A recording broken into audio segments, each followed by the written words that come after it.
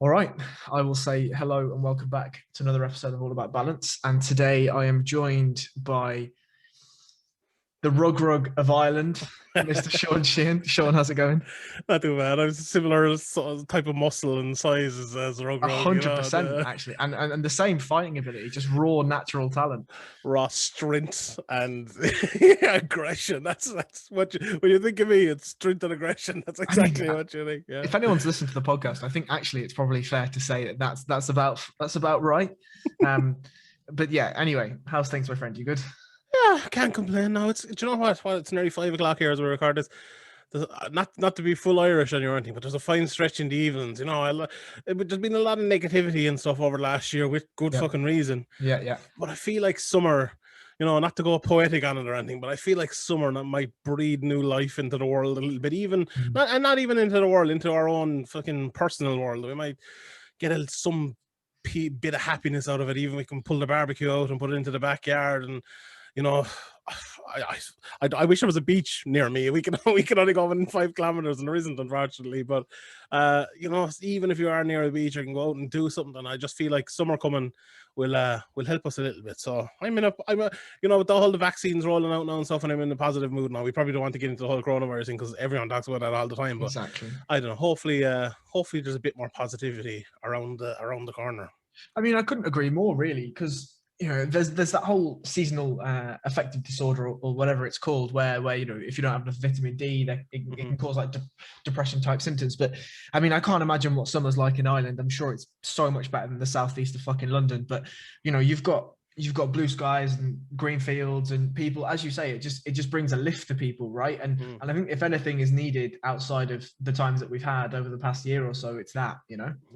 Yeah, 100%. Like I remember 2018 was always a great year. Now Limerick won the All Ireland and stuff, but like Of I remember course. I was going to the beach. Like there's a beach, say how long? Maybe 45 minutes drive from me. Mhm. Uh, and like there's lovely quiet beaches back in Kerry, and we went back there. It was the summer where there was beautiful weather all the time. We went back on like a Tuesday during the day or something, when brought the niece and nephew back, and just kicking the ball around or pucking the hurley and slither around the place. And there's that even before the COVID came and stuff like that, you'll be like, oh, I want to do that again. Just days out like that, I think are good for people. Not the most exciting and stuff, but like, I think it's nice. And around Ireland, but I'm sure England as well. It's lucky you can, being a relatively small island, you're never too far away, maybe an hour or two away. Whether if you're in the middle of America or something, you might be able to get near a beach. But we're lucky, I suppose, we have that, and we have lots of good beaches and stuff, and greenery around the place. So yeah, I wouldn't be the most outdoorsy person, especially with the the podcasting and stuff. I can't be, but when the weather is fine, I think take advantage of it, and hopefully we get to find somewhere now. Not that it's the most Irish thing of all time to start a conversation talking about the weather, but there you go. I mean, I kind of wanted to ask you about that, really, just from a podcasting perspective. Is obviously the podcast has got a lot larger in the past couple of years, right? You sort of seen the explosion, at least the explosion to me, after the introduction of Patreon and all this kind of stuff. Now you're fucking big Shawnee podcasts, and you're sponsored by Manscaped, and you're sponsored by this person and that person and the next thing. It's one of those things where I suppose you don't expect that to happen. It's a weird thing because like you look at when podcasts would get bigger. When we started off, first of all, it felt like it's non-stop in terms of like you hear something different every day. If you say something on the podcast, you hear about it.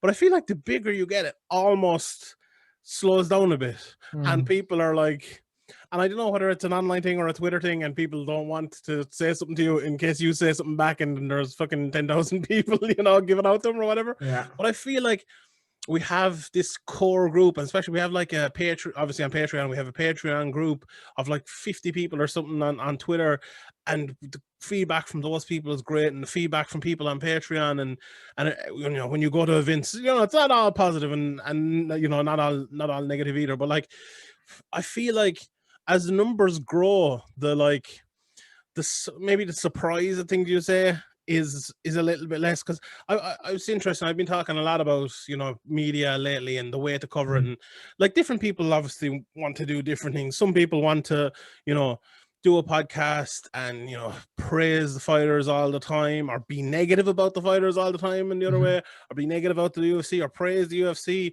you know, or do it so you don't say anything bad so people will come on and interview you with you, or you get a job at BBC, or you get the job with BT Sports or something like that.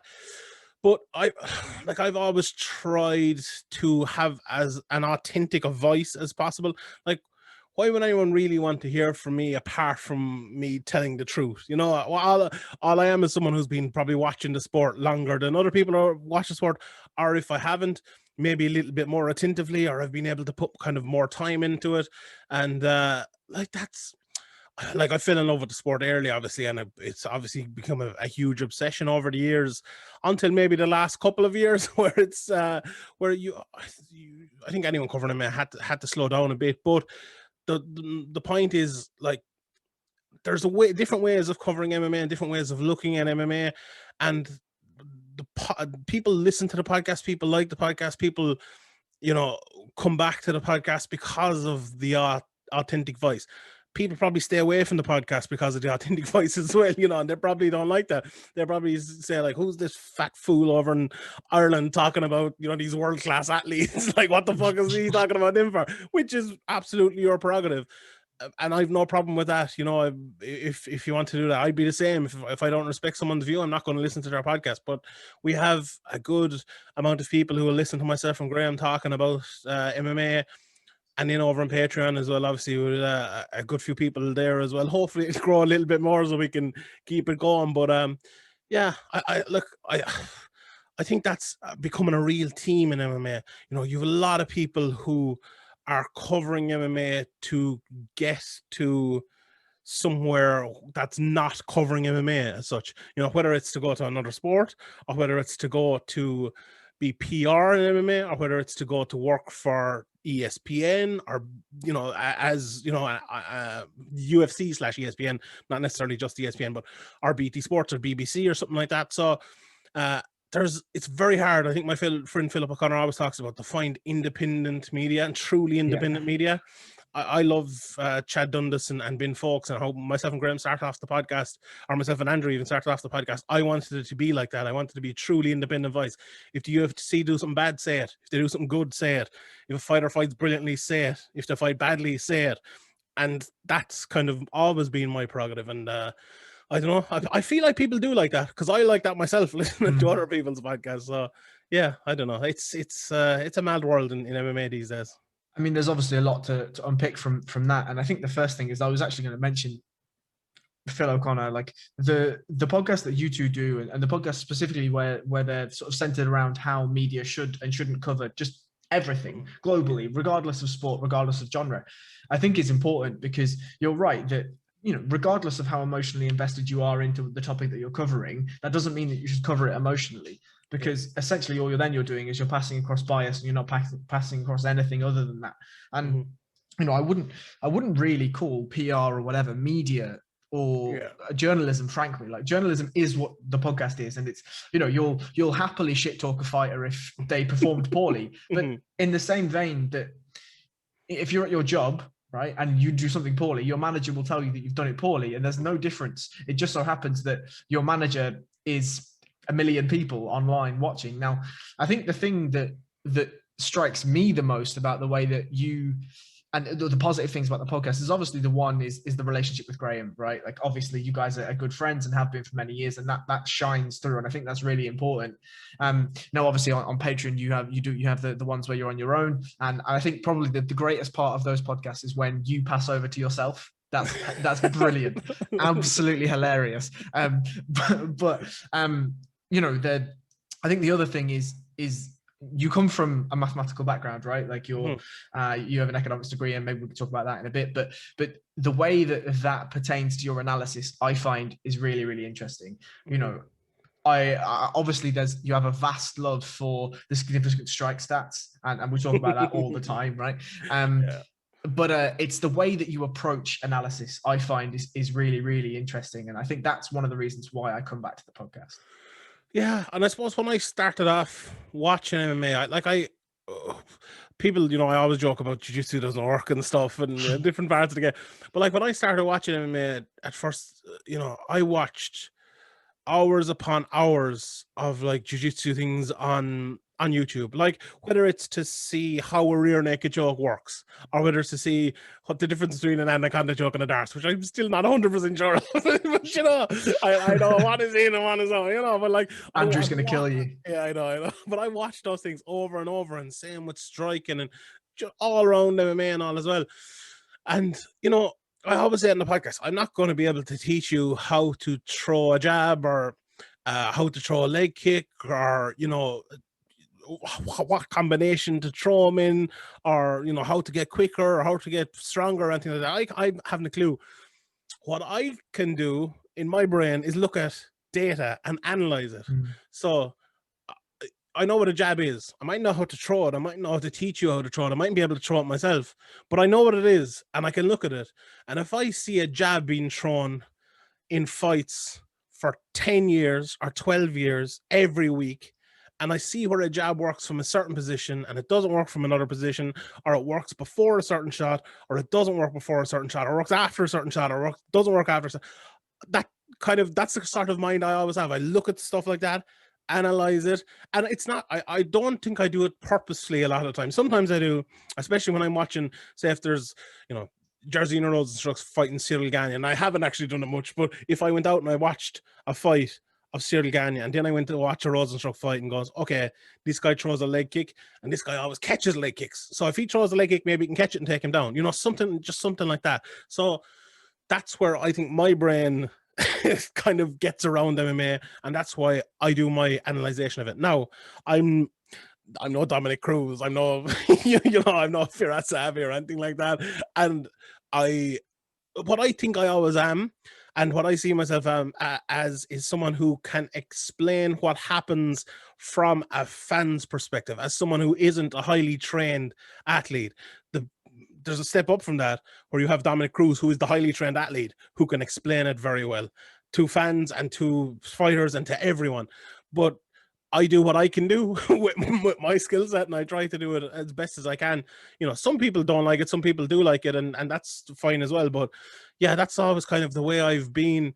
With covering MMA, though, you have to do kind of bits of both. You can't just do that, or you can't do other things. But I always talk about the drama and stuff as well, but not as much. I love to talk about the fights. Anyone who listens to the podcast knows that. And that's always the way I have kind of approached them. I know some people, don't like that and say you shouldn't be talking about the X's and O's if you've never, thrown X and then thrown O after it. But bullshit, though. Yeah, it's in a way it's very understandable. But if someone says something that's right, if you're watching a fight and you go, all right, he just threw this, body kick 5 times, the next one that's coming is a head kick, and he kicks him in the head and knocks him out. Are you, like, just because you've never thrown that head kick yourself, are you wrong? And that's, I suppose, the case to make for someone like me who covers the sport. But look, I'm not always right, not always wrong. I think a big problem as well with analyzation of MMA and picking fights in MMA. Lots of people say they're brilliant at picks and they're, Cyril Gagnon, another example, just because he's fighting this weekend, he's 7 fights, right? 7 fights. And his last couple of fights, he gotten a little bit tired, maybe adjusted. I don't know if it's getting tired or adjusting his game plan the longer the fight goes. Can Cyril Gagnon go 5 rounds non-stop at the top level? We don't know. What has Cyril Gagnon done in the last, 4 months since his last fight, or whatever it might be, in the gym to improve to get there? We don't know. So I'm making my pick. If I'm picking Cyril Gagnon to win, or if I'm picking Rosenstruck to win, I don't know what has happened between point A and point B before we get to point C this Saturday night. Yeah. So like it's a fool's errand, really. And I suppose when you're covering MMA and analyzing MMA, that's always an addendum you have to make. Look, it's easier sometimes. Cyril Gagnon 7 fights. Rosenstruck, I think, has 15 or something like that. So both very new to MMA. If it's Donald Cerrone versus Diego Sanchez, way easier to analyze. They have 100 fights each. We can see maybe they get older overnight or something like that, or so for certain fighters. So maybe that's not the easiest thing to analyze. But I think that's the way I approach it anyway. Look at a lot of data, and more heavily weighing on the recent data, I suppose, than the far back data. And that's the way I always look at it. I try not to do as many picks as I used to do, I suppose, but I rather analyze the fights after them actually these days, because we can see the point A and point B, and then we can analyze the point C as well. So I think that's more fun, and that's what I enjoy MMA for. Sometimes we get past the fights and the fact that it's an actual fight and it's an athletic adventure, I suppose, for the people in it and for the people watching as well, I suppose. And I think you've kind of shaped the way that I watch MMA as well. Like I've watched MMA for a long time before I found the Severe MMA podcast and whatever. But that, the way that you describe analyzing fights is essentially what I do. Now, you also, the Severe MMA podcast sort of inspired me to do a second arm of this podcast where I just break down fights with some of my friends. And I do the same thing. I go back, I look at things, and now I've had fights before, not MMA fights, but kickboxing and whatever else. And I'm no high level athlete either. And I see myself in the same position as you. Like, okay, I've not got an economics degree or a phenomenal beard, but what I do have is I'm the same, that I watch a lot of fights and I'm like, oh, okay, well, I know what a jab looks like and I know what a low kick looks like. And, I go off my analysis of that, and historical evidence is something that's really important to my analysis. And, I think what's important, frankly, is that what you're doing is you're adding to the pantheon of knowledge that is MMA, right? Whether you want to think about it like that or not, it's, you've got thousands of people listening to you every week. And what's coming out of that is you're essentially shaping the sport in what I determine to be a better direction, right? Do you ever think about that? Well, I thank you for that, but I don't know. In certain ways, yes. I think analytically, in terms of the fights, very rarely, to be honest. Especially beforehand.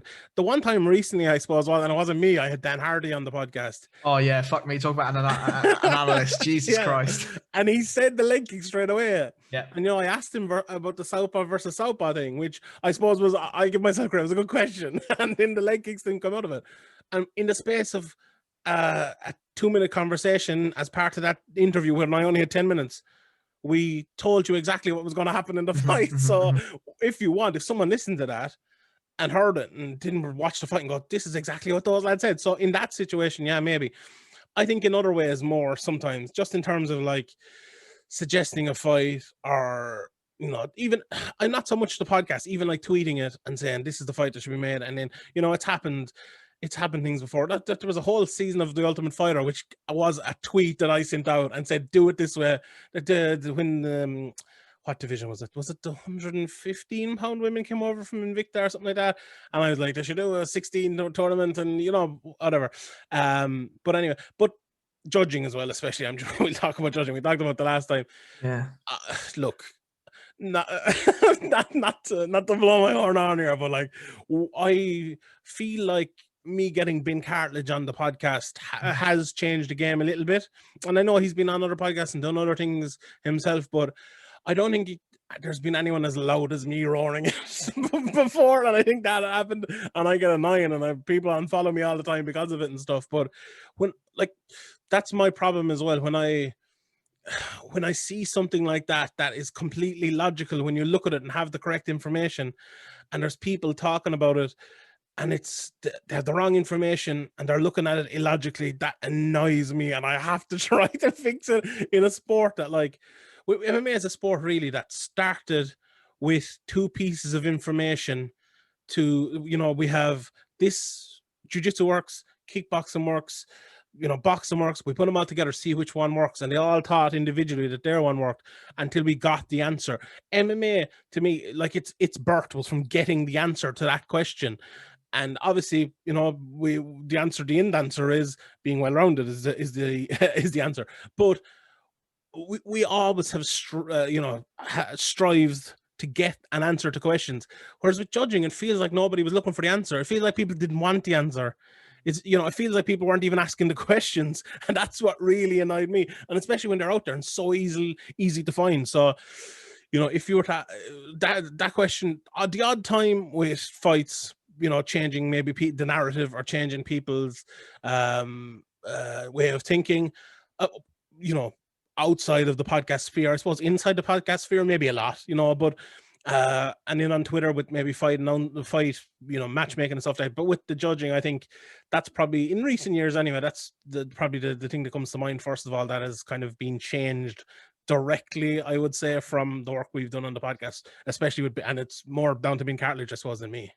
See, I'm not sure I agree with that last sentence. To just backtrack through what you said, like, based on the way that, again, as I say, I've watched fights for a long time, but it wasn't until you on Twitter and on the podcast started really speaking about judging. Now, again, when the unified rules came in, it became a little bit easier to do things because predominantly everyone adopted the same rule set. But I then started to look at things, and it made me realize from what you were saying, like, okay, well, you can consume this product in two ways. You can consume it as a fan, just as a fan. And what you care about is, you care about what Conor and Dustin look like in the face-offs, and are they drawing at each other, and are they this, and are they that? Yeah. And at the end, like, oh, Khabib jumps over a fence and fights Dylan Dennis, like, oh, this is amazing. Like, but then really what you're watching is a soap opera. You're not actually watching anything. And the other way that you can do it is you can consume it by really understanding the product at a very, very, very base mechanical level. And that's what understanding judging is. And based on what you've sort of essentially sparked me to learn again, like now I'm going to go and learn how to be a judge, and I'm going to go and judge MMA fights, and I'm going to go and do things properly, right? Like I've got some friends that run some sort of local MMA shows and whatever, and I'm going to get in with them and do some shadowing and all that sort of stuff. And it's because it's good. It's all well and good me sat in my chair on a Saturday night judging fights, which is what I do, right? I watch the fights and I judge them. And I get nervous to tweet them just in case you don't tweet the same thing. And I'm like, fuck, I fucked that up. Yeah, delete, quick delete that. And then I just retweet yours like, yeah, that was my opinion as well. Definitely. But, it's a lot easier to do it from here. But if I'm sat next to an actual judge who's actually judging a fight, then I can ask the question like, okay, well, I judge it like this. Why am I wrong? Right? Or why are you right? Do you know what I mean? Yeah. And I kind of wondered, I understand, you're sat at home and you're not going out to the beach because of COVID and whatever else, but how's your life changed because of this whole thing? And does it feel like you're getting sort of retribution for your fandom for all these years? The weird thing about this is, I spoke to Graham at like the start of maybe a couple of months in, and we very similar sort of I don't know if personalities are the right word, but like the things we do on a daily basis are very similar, and we're like, life hasn't really changed that much for us, to be honest. We're still inside, we're still doing the podcast, we can go far anywhere. But like for me, the biggest difference, I suppose, is just not being able to do like little things, go buy a pair of shoes. I'm addicted to buying shoes, and not like these expensive fucking Louis Vuittons or anything, like a fucking 25 quid pair of shoes once a month of them. But I love doing it, and I'm just miss small things like that, or being able to fucking, just go into the Limerick City, 25 minutes away from me, just be able to go in there for an evening, and go around and do little things. Other than that, not hugely, to be honest. It's with MMA, there's been MMA most of the time. When there wasn't MMA, we had probably the biggest thing we've ever had to cover in MMA before it, with COVID coming in and with the UFC trying to put on fights and things like that. Now, other things have obviously been maybe a little bit bigger, but that one of the biggest things we've ever had to cover. And the way that was covered, I think, wasn't great by a lot of people. And I tried to do my best, but I'm sure I made mistakes as well along the way. So I think it's odd that I've kind of gotten used to it a little bit.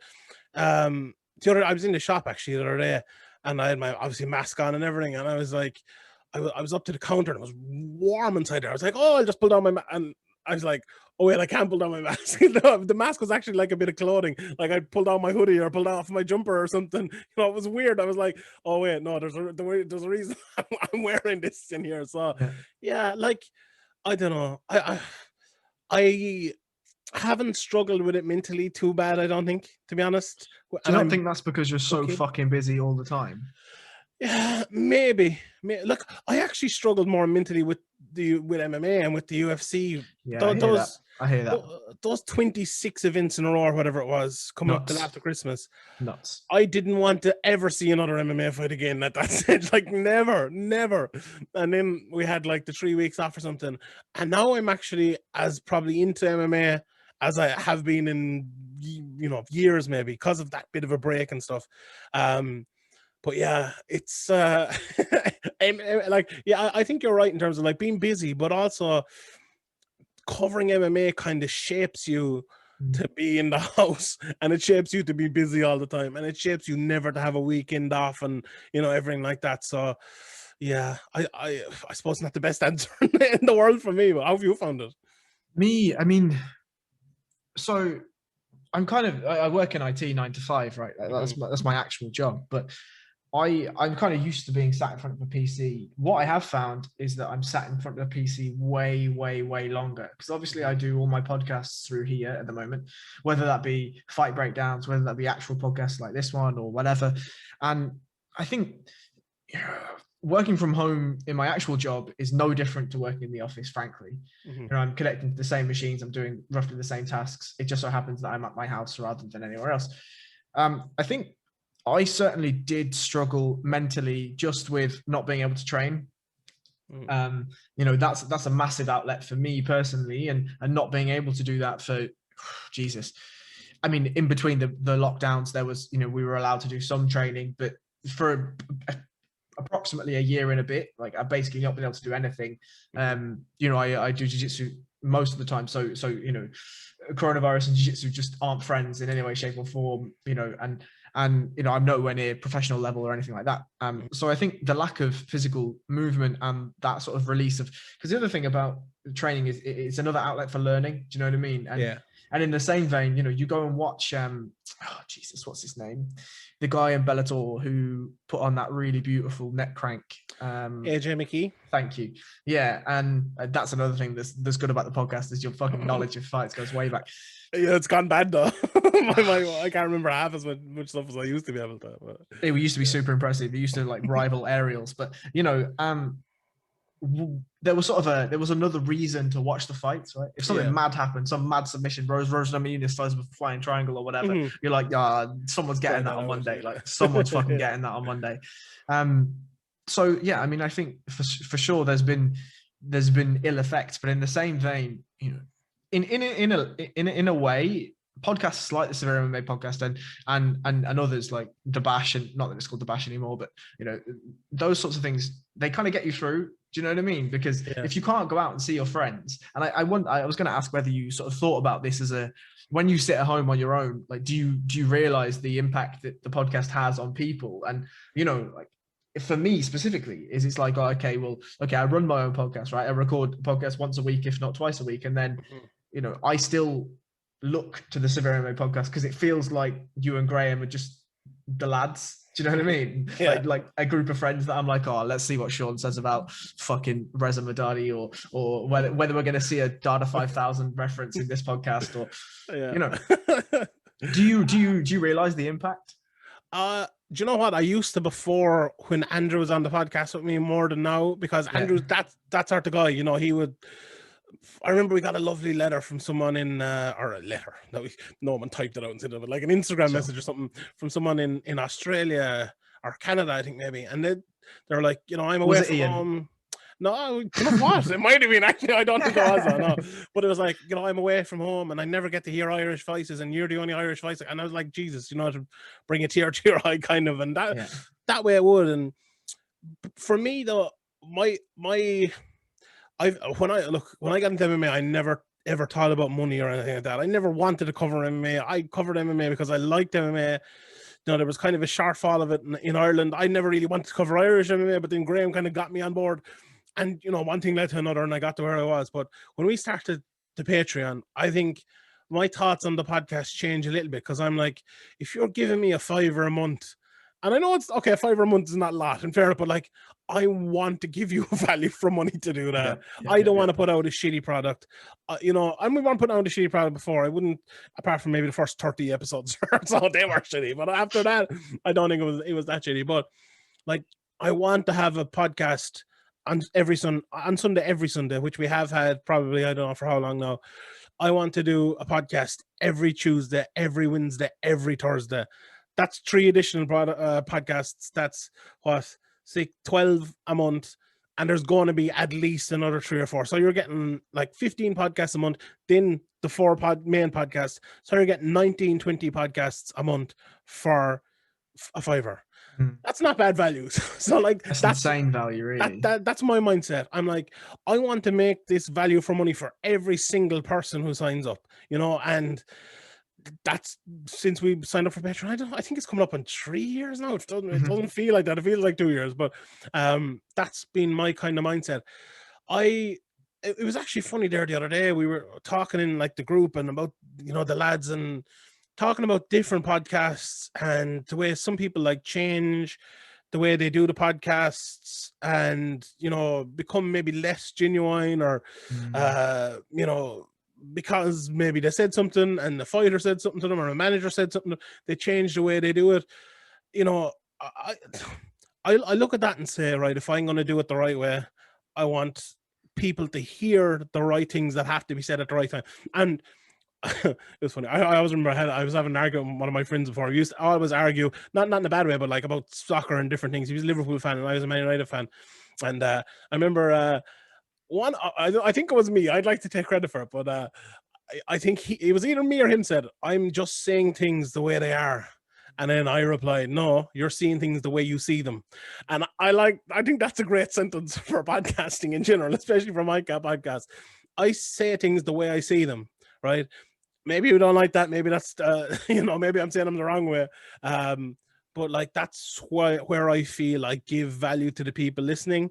And you know, maybe it's a bit of a distraction or maybe to, you know, to keep them coming back for their own sake rather than, you know, my sake, so I get more listeners and more patrons or whatever like that. But yeah, it's as I said, it's changed. I think if Andrew was probably still with me, I would probably see a bit more of that or hear a bit more than that, because that's, you know, he's more of that sort of fella than me. Whereas I, you know, I've always been that way. If I get a job, I'm going to do it as fucking hard as I can, and more so. I don't know, that's just the kind of the way I'm built. And when the Patreon started, like before the Patreon started, I'd like do the 1 podcast a week. And, you know, I've always been doing writing and done loads of stuff for Severe, but I'm like, I didn't have to, you know, I could go a week without doing stuff, or I could go away on holidays for a few days and do so. Now I'm like, no, if I'm going away for 3 or 4 days, I have more podcasts than I would if I was at home. I can't, you know, let people give me a $5 a month and not pay them back. So yeah, that's my kind of view of it at the moment, but with quality as well. I'm not just, you know, putting out any shit at all because of, you know, getting money. But yeah, I feel like I have, especially on the main podcast, we've been able to keep the quality up, and especially recently as well. I think, you know, I've looked at it a different way, looked at different topics a different way, and not just gone through like fight, you know, from the top of the card to the bottom of the card. We do that, you know, we go through the results, and you have to do that as well, because some people are waking up and they haven't heard the results. So we do that as well. But you know, if we talk about UFC fight night, you know, A versus B, we look at maybe 27 minutes of the top 2 fights or the top 2 things that happen in the card, and maybe 3 minutes going through the results and saying this was a nice neck crank, or, you know, this was a nice way of doing it there. So, you know, and I suppose I'm lucky to do that as well, because not a lot of people can do that, because most of people have someone over their shoulder telling them what to do, or telling them not what to do, or not what to talk about. Don't cover this card, don't write about this person. And luckily enough, we can do that. So yeah, that was a very rambling answer there. I don't even remember what the question was, but anyway. Not even slightly. I mean, the first thing is, if I'm saying things the way they are, and the response is you're saying them the way you see them. If that's not the inspirational quote for next week's podcast, you fucking lost it, mate. I'll have to write that one down. That's fine. I'll text you. It's fine. Yeah, but yeah, I mean, I think you're right. I mean, the last point is really poignant for sure. And you know, I think also to your point about results and whatever, there's something that's very unique about what you guys have done, and it's been really interesting to watch it over the sort of the course of it. And if, for instance, when you first started, you'd complain that the podcasts were getting longer than 20 minutes, right? And you were like, oh, we got to fucking wrap this up here. We've been here for ages. And now the podcast can be an hour 20, you know, sometimes even if it's a really special one, and a little bit longer than that. And frankly, I really like that. And the reason why I really like that is it's really hard, I think, to fit in everything you have to say in 20 minutes. You know, the fight breakdowns that we do, we go through card top to bottom, we talk about the fights. I have to call time at an hour and a half, and I'm like, lads, I got to fucking eat. Like, something's got to happen here. Do you know what I mean? But to just brush on a little bit of what you were saying about the amount of podcasts that you put out, and just for people that don't realize the amount of work that takes is a lot. Now, don't get me wrong, I'm sure your editing and processing and all those things are streamlined at this point, bearing in mind you've put thousands of podcasts out. But for you to even have a premise of what you want to talk about, to then do the background reading to make sure that your premise is what you want to say, to then not script, but really think about how you're going to present that information, to then record it, to then edit it, to then process it, to then put it on the website, to then get your infographics and everything else, and then to publish it. And to do that 15 times a month is no fucking joke. So for $5 a month, mate, it's ludicrous. Do you know, the weird thing about that is, right, it doesn't take what you're saying there is all correct, but I don't have to do half of that, luckily, and I do it all myself, but I don't have to do it because I've been doing this for fucking 12 years or whatever it is, you know. And if there's a topic, right, if I'm doing a podcast this weekend about Donald Cerrone's career, right, I don't have to go back and watch all Donald Cerrone's fights. I've seen all those fights, you know. I'll run through, maybe watch one or two of them, and I can talk about it. I can shide away from about Donald Cerrone for half an hour and stuff like that. Most of these things, I don't need to do that. So I already have that back catalog with me. If I want to record this conversation now and start now and stop now, record it and put it up, I can do that. Press one touch of a button because I have the audio equipment and I have the computer. And thank God my brother Patrick, who works down the radio station here, and he's been a great fucking help to me. Because he, you know, he's done like courses in audio and stuff like that.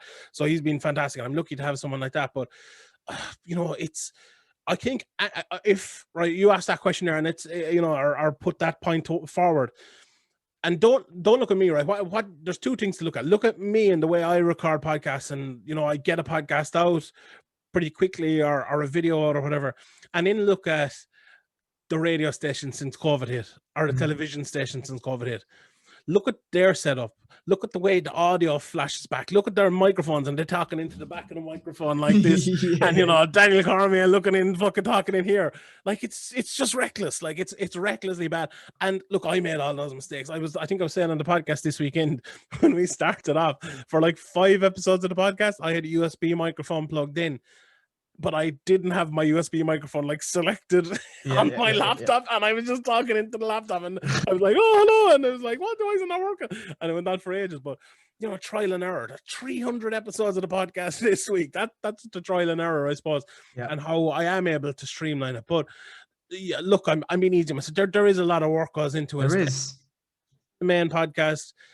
Especially like having the website there, putting stuff on the website is just a hassle. Putting stuff on Patreon. I don't do too much editing the podcast, to be honest. I just top and tail it kind of and lash it up. Or if there's, sometimes the internet isn't great and there's a little bit of gaps and I have to edit that as well. But I have the podcast up within 20 minutes of finishing it, you know, and can do it like that. So yeah, at most, if it was just the two of us here and we were right, 3, 2, 1, go, I'd have it up within 30 seconds of us finishing the conversation. Like, so that's the ease, I suppose. I can do it, but, you know, that's I think a lot about MMA as well, and people covering MMA, is that it's not just about, you know, working 4 hours at doing an article or 4 hours at doing a podcast, or, you know, watching the fights and then coming and analyzing the fights. It's the decade of not being paid to do. This is my point. Yeah.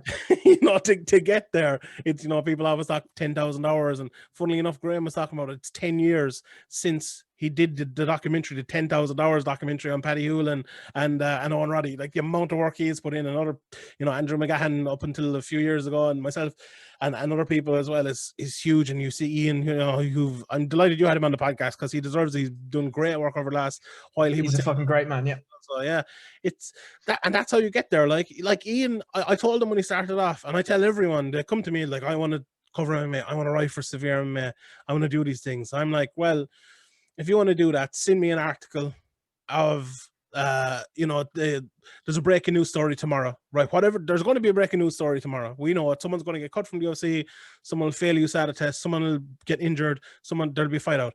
Send me an article about that, right? And I'll put, if it's good enough, I'll put it up. Didn't do it the next day, didn't do it the day after that, and we go on and on and on, right? And the amount of people you'd say that one thing to them, or you tell them to go away and write a couple of blogs, send me those 5 or 6 blogs and come back to me. That kills 99% of people. They don't get back to you anymore. Like, and that's the difference between, you know, people who've been around a long time and want to do it and want to actually cover it right. And there's not going to be a lot of money. Like, Peter, I'm not paying the people to do it. I don't have the money to fucking pay myself, hardly, you know, for doing this. So it's, you know, covering MMA is you have to want to do it. You have to find ways of loving doing it. Like Ian loves writing those articles. He loves going back watching fights, and you can tell by the way, you know, I talked to him about it, and I have him on the podcast, and you by reading these articles and stuff as well. So it's it's you have to. I think covering MMA, you have to have a love affair with it, because it's not going to give you back much, to be honest. But I mean, so I write for a website called Attack the Back. Have you heard of Attack the Back? I have, but just because of you, I'd say. Right, okay, yeah, fair enough. Yeah, fair enough. But yeah, so I write for Attack the Back, and I do like 1 article or 1 to 2 articles a month. One is like a really long form, basically a fucking essay for every single fight on how I expect it to go, backstories, this sort of that thing. And you know, to put that together, just to get the words down that I want to say, it takes me like 2 days, and then trimming it and whatever. Like I wrote one for McGregor Poirier. For McGregor Poirier alone, the fight alone, I wrote 2,000 words. I was like, okay, I'm gonna have to trim that shit down.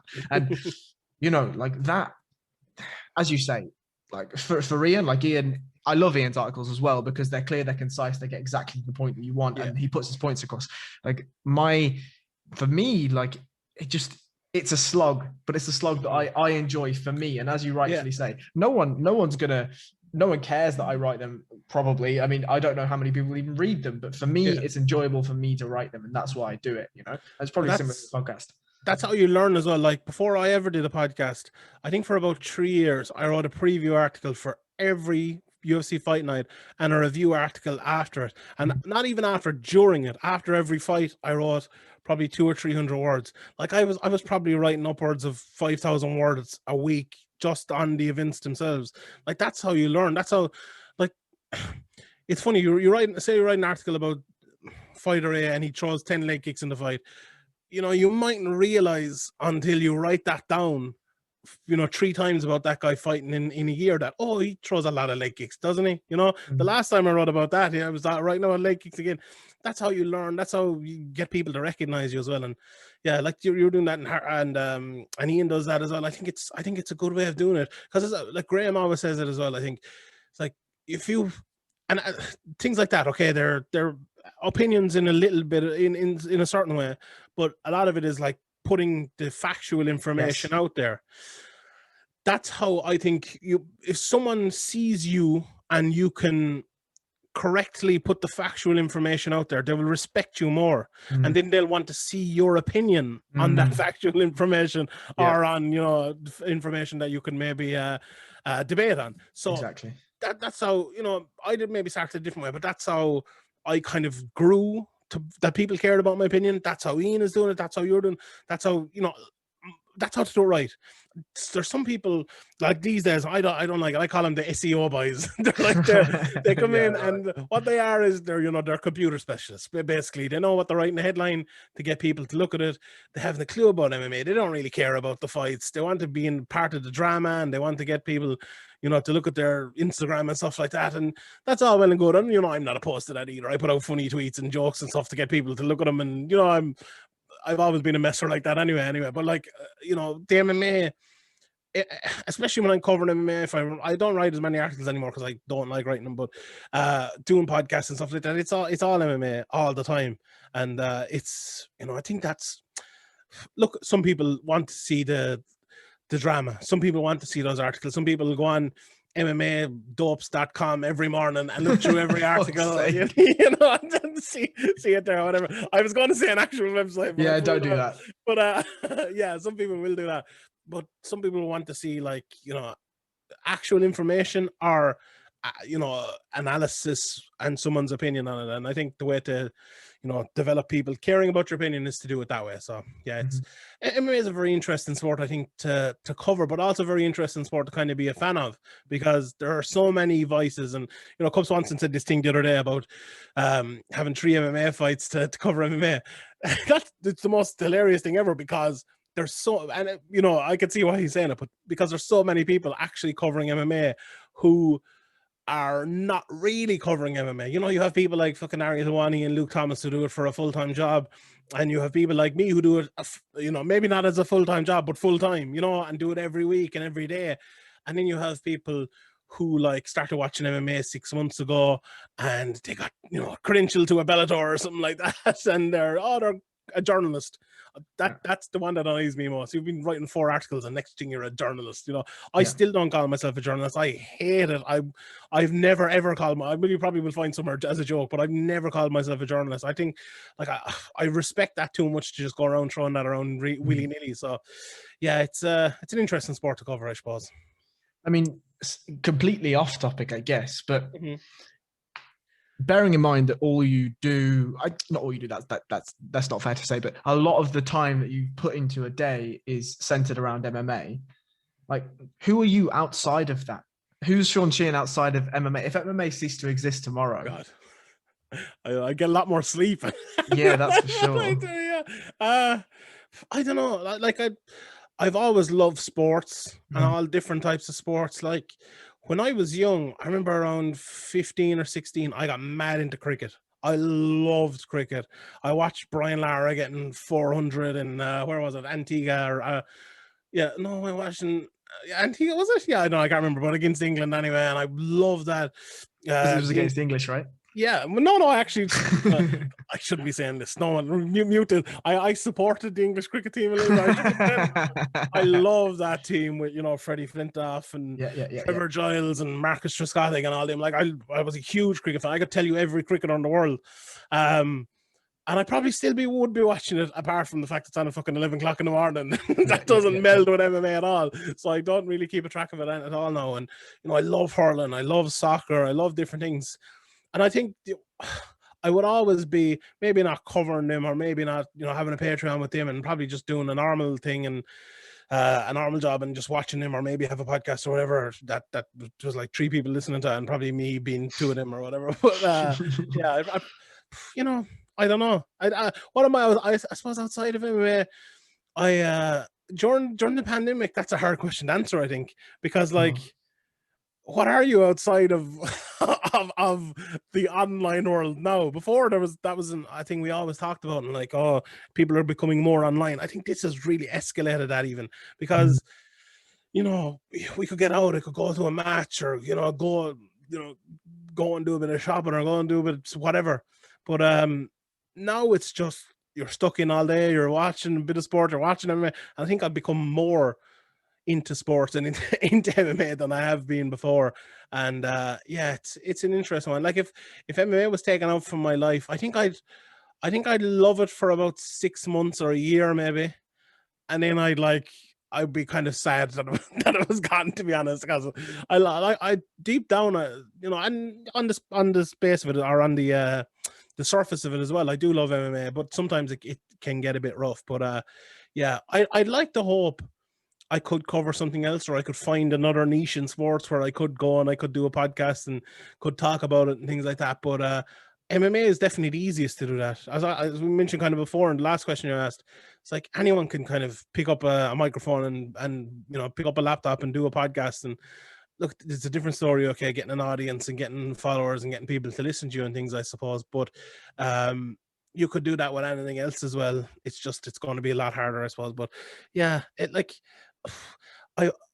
answer the question, I suppose I've always kind of been sports mad, and you know, love to have the family around and things like that as well, and you know, that much else, to be honest.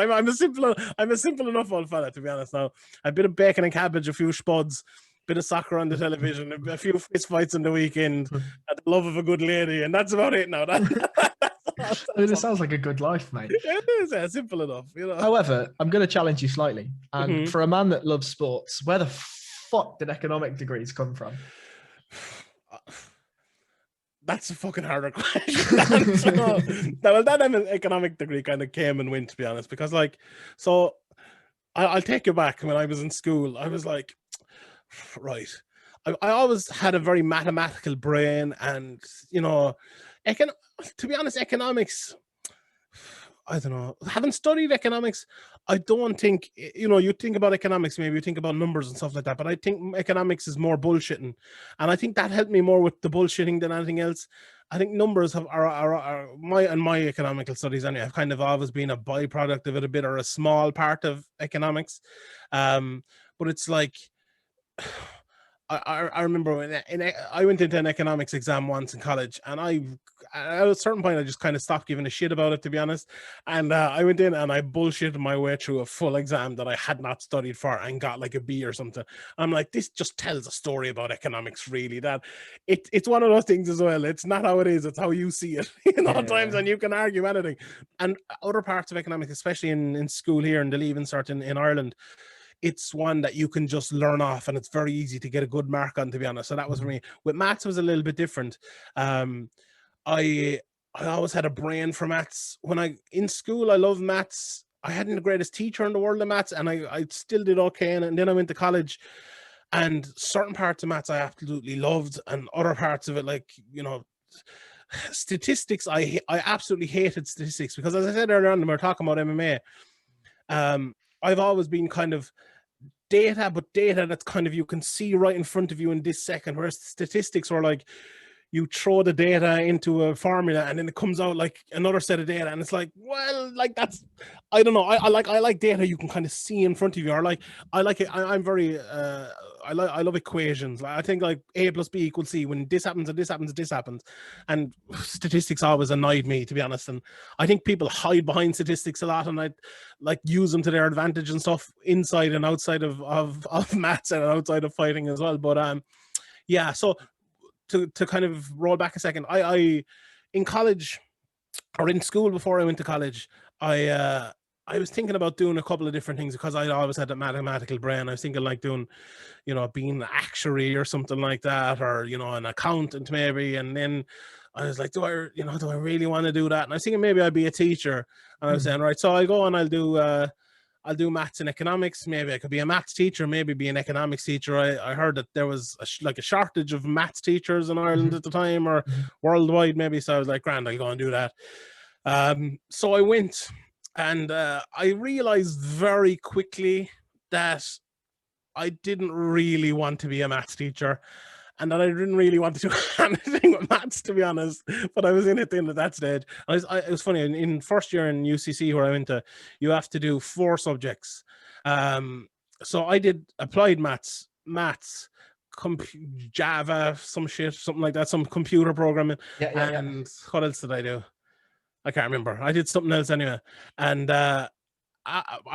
about 2 weeks into the applied maths, I realized this was a level above me. I'm like, because it was more, I had the worst physics teacher of all time in school. It was awful.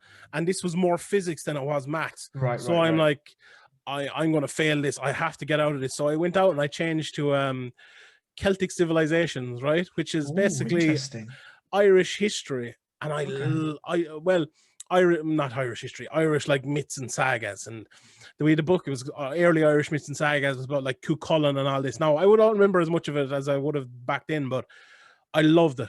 I loved it. I loved the stories coming out of it. And like, I went in to study economics and math. Oh yeah, the economics was the other one I did. Sorry, yeah, I was going to say, yeah, we'll get to economics eventually. Yeah. That was the one. But I loved that more than I loved the economics and maths. And I obviously that I left that behind me then after first year, and I did the economics and maths. I managed to get a degree out of it, but I worked in it a little bit for a couple of summers and stuff like that. I got a couple of jobs in kind of dealing with maths and economics here, but I think I could have gone to college and could have become a teacher and could have done, and I could still do it, I suppose, if I wanted to. But I kind of fell into MMA. And, with, other couple of jobs behind it and other things to keep me going, I've been able to obviously keep it going to the way I am now. And with the Patreon, obviously kind of changed the game as well. So I've been lucky that, I suppose, this wasted degree was not needed in the end, I suppose. And hopefully it'll keep going that way and hopefully keep getting better. But yeah, I think I've always had more of an analytical brain and a mathematical brain than, I suppose, an academic brain, if you want to put it that way. That's a really important distinction. Yeah, I think there is. I think there definitely is. But like the thing about like if you were to bring me into a maths class and have this really fucking complicated thing and I'd never seen it before and maybe 5 other people had never seen it before and a teacher sits down and says this is it and explains it properly, I'd probably understand that before the rest of them. Like maybe they'd be able to teach it better than me, they'd be able to like do other things better than me, but I might, if I get a logic around things, once I understand them, I keep understanding them and kind of won't forget it. But yeah, so yeah, that's where it went anyway. So yeah, that's how I ended up with a maths and economics degree. The economics, I don't know how I ended up with an economics degree because I really half-assed the economics and he didn't really give that much of a shit about it. But yeah, I managed to scrape a degree anyway. So I think that kind of pertains to what you're saying about judging, right? Like essentially what you've just said is if you understand the mechanics of something, the framework of something, if somebody gives you this is the bones of how if you do essentially, as you said, if you do A and B, that's going to equal C, right? Yeah. Every time it's repeatable, it's understandable. That pertains to what you're saying about judging. If you understand the rules of judging, okay, there's always going to be the anomaly. The anomaly is a ridiculously close fight. Yeah. And you're open with that in your discussions and in your analysis of close fights. But generally, cause effect equals result, right? And that's generally how you apply your determination of judging. Now, where that gets a bit squirrely, obviously, is when somebody doesn't quite interpret the rules as they're supposed to be interpreted, right?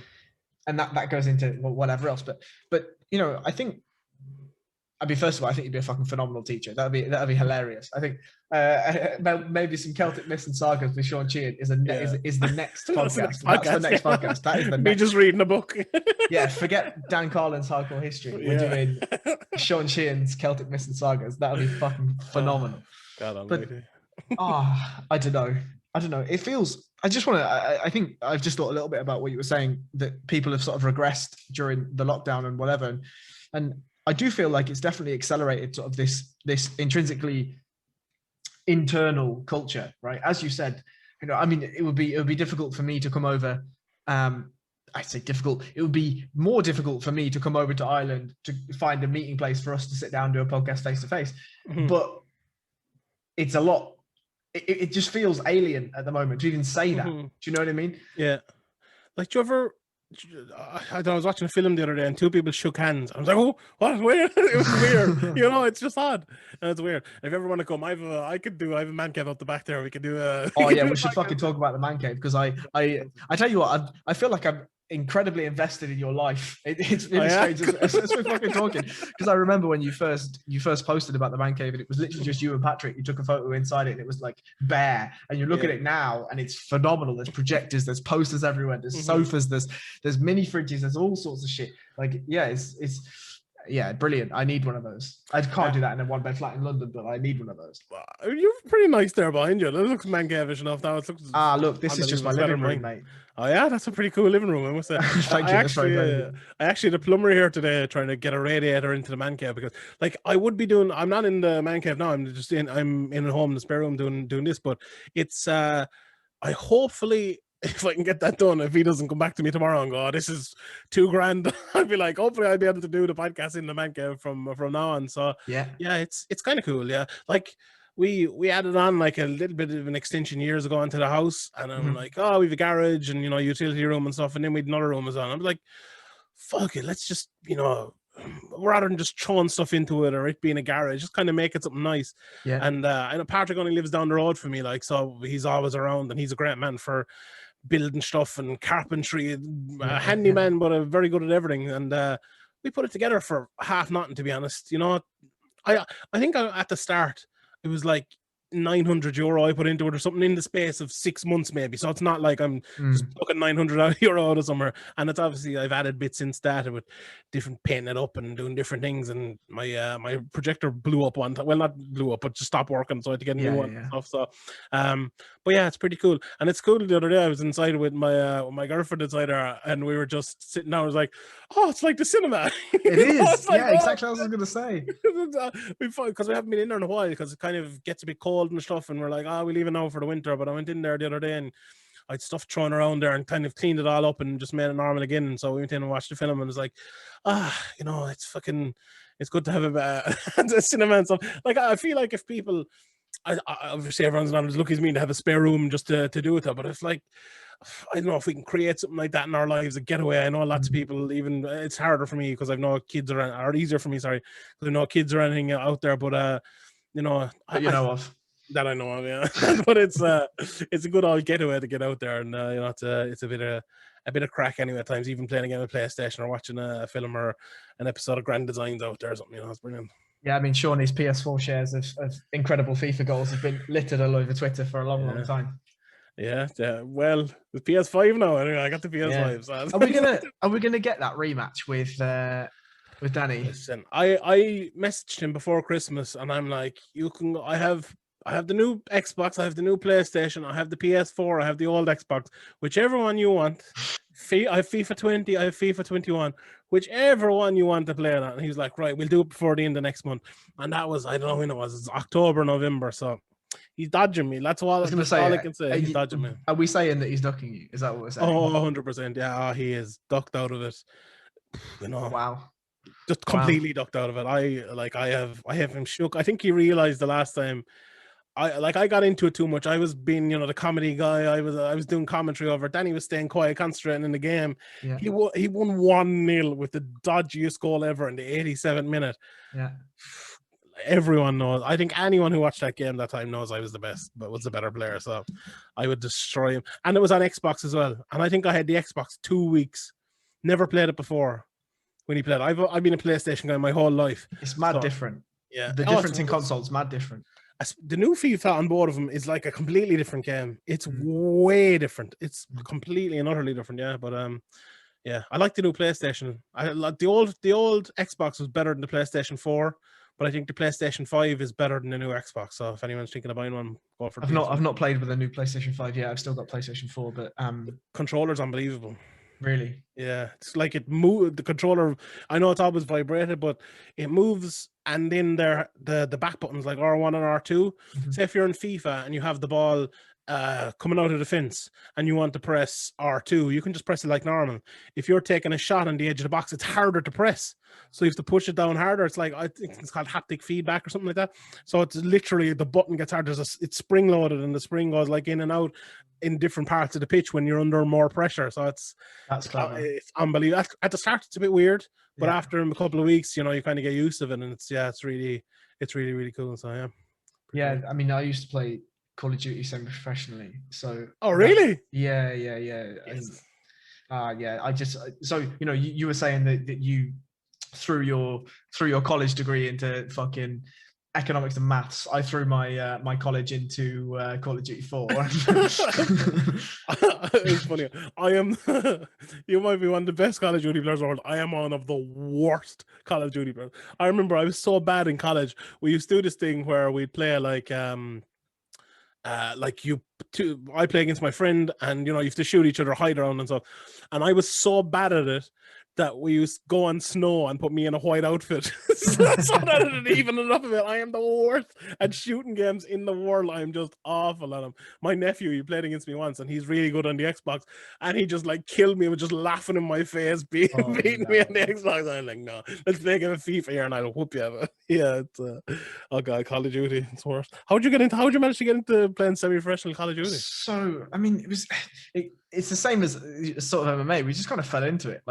We played Call of Duty 4 for me and a couple of my friends played a lot, and we played a lot. And then sort of we heard about this thing called game battles, what was called game battles at the time. So this was before the blow up of esports, right? We missed it by a couple of years, and kicking myself really that I didn't stay with it, because in comparison to what I was, I'm trash now. In comparison to what I was, I'm trash.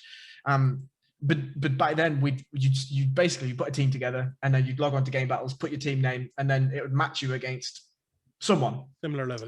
Similar level. And there was rankings or whatever, and we got really high in the rankings. And at one point I think we were sort of, there was, I don't know, maybe 1.5-2 million players on the leaderboards, and me and my friends were in the top 500, top 300 at some points. So we went really, really high, and it was we just played for fun, and it just so happened that we were really fucking good at it.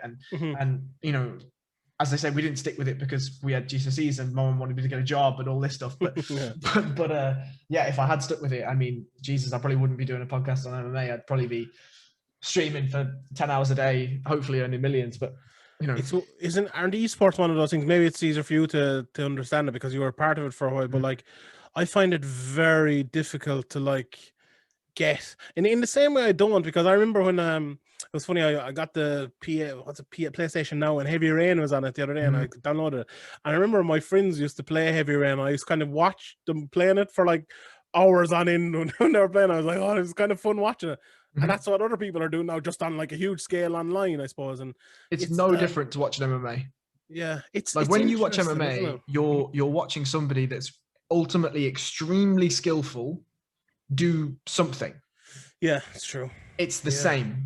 It's exactly the same. It just so happens that when you're watching like esports, for instance, you're watching the cream of the crop playing whatever game, fucking FIFA, Dota, fucking Call of Duty, whatever it is, right? And yeah, you're watching it because you're like, oh my God, you have some form of understanding of what that is. Whether you've played Call of Duty now, obviously it's more accessible for you to watch FIFA streamers because you could just buy the game rather than going into an MMA and just getting the head bet off you.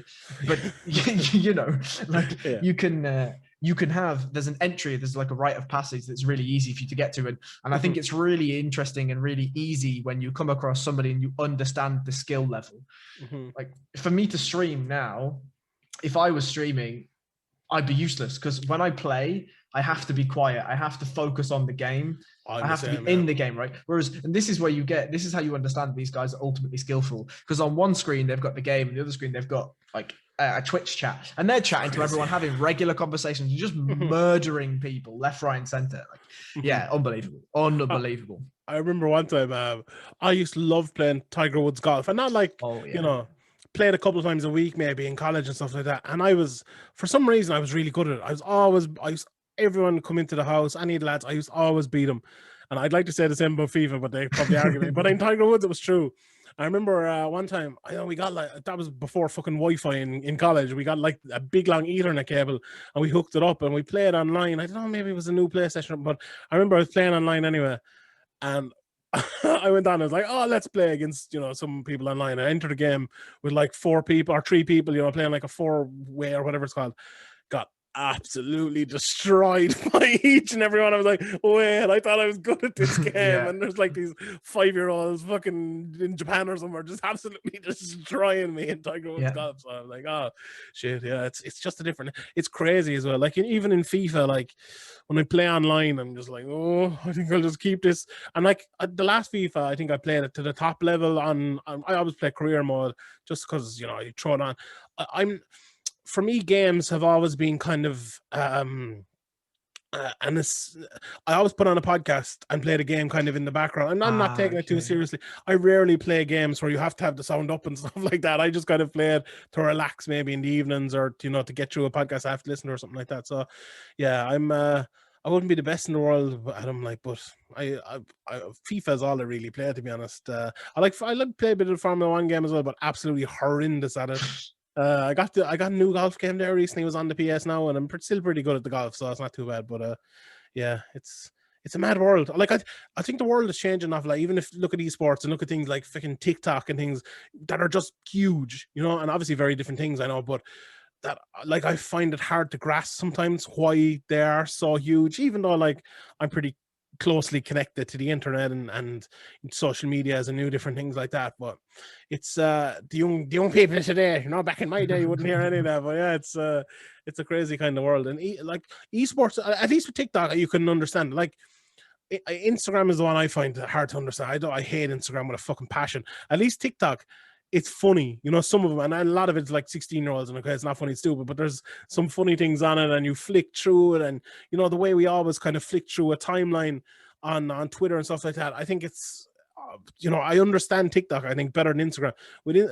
Instagram is the stupidest fucking app ever made, I think. But anyway, yeah, I think life is going that way, where these different things. I even heard this new on Clubhouse coming up now. It's a new thing. Yeah, what is that?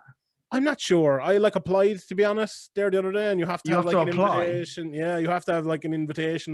But I was just signing up, so I put in my email address or whatever, and it's like, request has been sent. You'll be given an invitation. So it's one of those things. But I think it's like a Zoom chat with 100 people on it, but Oh, Jesus. audio only. I think so.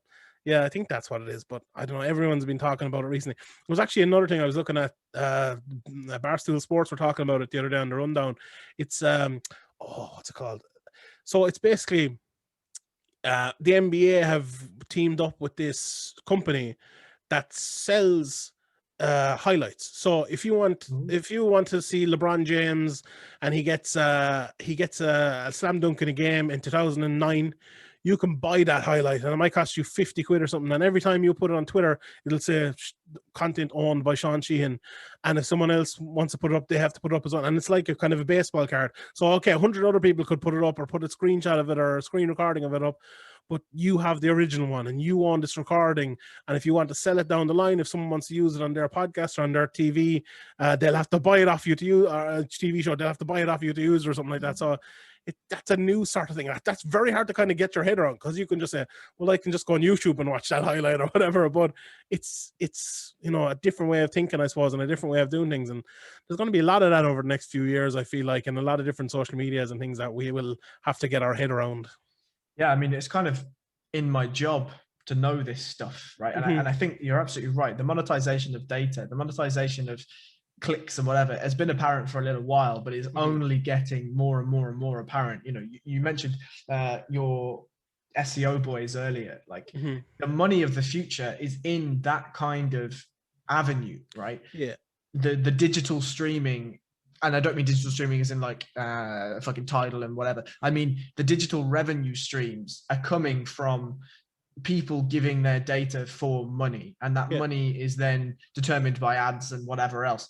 But that comes, I think that thing that you just mentioned is really interesting, because like, let's say I don't know, let's say who owns like the Joaquin Buckley knockout, right, for instance. Yeah. So the person that buys that, obviously they've not teamed up with the UFC, but whoever buys that, like every time that somebody retweets that, they make some money. Every time somebody embeds that video somewhere or whatever. So if you think that happens, if you like, let's say Joaquin Buckley, KOs that gentleman, and I can never pronounce his name, so I'm not going to butcher Impact Kasangana. Thank you. You're also a great man up for on the that. podcast. Yeah, 3 weeks got destroyed it, and I went back and I looked at that name really closely, because I'm like, fuck, I'm gonna have to learn that one, because that's going to be a knockout that's going to be replayed over and over. Oh yeah, of course. Yeah. But like, if just as that happened, the highlight gets added, you buy it straight away, man, you've just made thousands and thousands and thousands of pounds. Yeah, Jesus. Do you know a point with that though? When we were talking about media earlier on, obviously with my Patreon and stuff as well, there's a clear, I think, breaking of the wave between what you're saying there about, the money being made from different things and putting out proper content, because like they don't always sync up, and in fact they do the opposite of syncing up, I think, because like Severe MMA wouldn't earn a lot of money at all from the website and stuff, because we are not going to be putting out, Conor McGregor gets a new dog, Conor McGregor gets a new car, Conor McGregor took a shit, Ronda Rousey is on the cover of fucking Vogue, whatever it might be. Yeah, like, we're not putting out that. Others are, and we'll put out O&O Irish amateur signs for Brave, or something like that, which 7 people are going to click on. So we're relying on things like Patreon and like people who want to see that, and that obviously a niche inside a niche, but like a niche inside a niche, if there's 2,000 of them willing to support you, and we're obviously not near that on Patreon, but not yet. Yeah, well, hopefully we get there at some stage, but that's enough. That's enough to keep it going. And I think that's a great thing about things like Patreon. Even like I, support Phil on it, and even if some people, like there's 2 or 3 people, they have like a $2 or $1 thing, even throwing that at them, and it adds up and things as well. I think that things like that, crowds, not just crowdfunding, but kind of crowd community backing. Yeah, that's what it is. Like if I know, okay, a fiver for some people a month might be a lot, but from like I think a lot of people, especially when they're on the internet and they're consuming a lot, can have one or two of those, and it's $5 as well. So if you've three of them, it might cost you, for you, I don't know, £10, or for me maybe €14 or something like that a month to keep something like that going. That as you said there, like it might benefit you in terms of like making you happier, or you have a trustworthy voice to listen to. It might benefit other people in terms of like they have an hour to kill every morning, and I'm going to know this podcast is out every morning this time, and I might drive into work, I'm going to have it, and I might drive into work tomorrow, I'm going to have it, and the day after I'm going to have it as well. And like I think if you were to say, oh, right, that'll go away if I don't give them a $5 a month, I think you'd probably say, fuck it, I'd keep doing it, and that's what I like. I listen to a few of them. I sign up to the Wrestling Observer podcast as well. I kind of stopped watching wrestling, but I keep listening to the podcast, which is an odd thing, but I love the inside business of it and stuff. And like that, I think that's way more expensive than mine. I think that's like €120 a year or something like that. But like, that's the only podcast basically I listen to now, so I'm like, well, it's worth it. I listen to it twice a day, probably every day, going to sleep and getting up in the mornings, or doing something, playing a game of FIFA, or doing around the house or something. So yeah, I think like if you want things like that, if you want good things to stay around, like if you want, because you get what you pay for too. There's a reason those ones where you click on it and they have 150 articles and you click on all of them and there's nothing of substance really. And now some of them are, obviously, I'm not shitting on everything, but like fucking MMAdopes.com, mate. they're the worst. Yeah, 1 in every 50 might be good, and that's the thing about it. But yeah, I think there's, look, and I know what you were saying there, I suppose, is the streaming good content, I suppose, is the way forward, because you can put both things together. If you can earn money through streamlining streaming the content and streaming the money as well, I suppose that's the best way to do it. But I feel like at the moment there is that divide there, where the streamline of money is coming from the stream of shit rather than from the stream of quality, and that's I suppose that's a hard thing to break down, and things like Patreon, I suppose, are the way to break it down, I suppose. I definitely agree. And I think the thing that there's a big mentality shift that has to happen too is you wouldn't complain about having a magazine subscription, right? No. You wouldn't expect to be given a magazine for free. Yeah. But because for the longest time, the internet and internet websites or whatever have been free to consume, when you're putting out a podcast, you're like, why the fuck would I pay for that? Like, it's on the internet. The internet is free, but that's not the case. Yeah, I can get 20 more podcasts the exact same for free. Yeah, exactly. Right. Well, maybe not exactly the same, but you're absolutely right. And I think the problem that's going to overcome is that there's way more content creators now. And I think what we're overarchingly saying is that content is the new revenue stream rather than necessarily a 9 to 5, whether it be TikTok or esports or web podcasts or whatever it is. People's content is the new revenue of the internet. And I think there will be to go back to your point, the kids of today, what they're doing now is they're growing up in a world where content isn't free.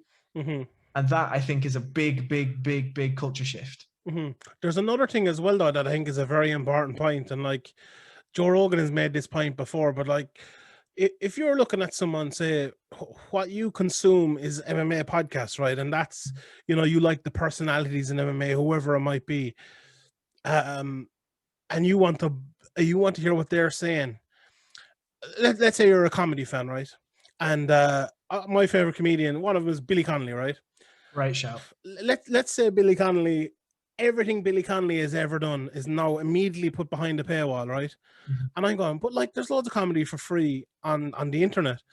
There's no Billy Connolly for free on the internet, though. And I can go and I can listen to Joe Rogan, or I can listen to Peter Kay, or I can listen to Ari Shaffir, whoever it might be, but it's not fucking Billy Connolly, And that's what, like, you maybe you can listen to my stuff and some of it's for free, or you can say, oh, I'm not paying for your Patreon. There's 20 more free podcasts. Yeah, but not mine, are they? There are other people. And okay, who am I? Like, maybe, that might be a bit cocky of me to say, but I feel like, and that's that's not the way we do the Patreon either, because we put the main podcast out. We put loads of stuff out for free as well. But absolutely, yeah, absolutely. That's a way of looking at it, I suppose, and maybe it's a cynical way of looking at it, but it's true as well. Like, and I feel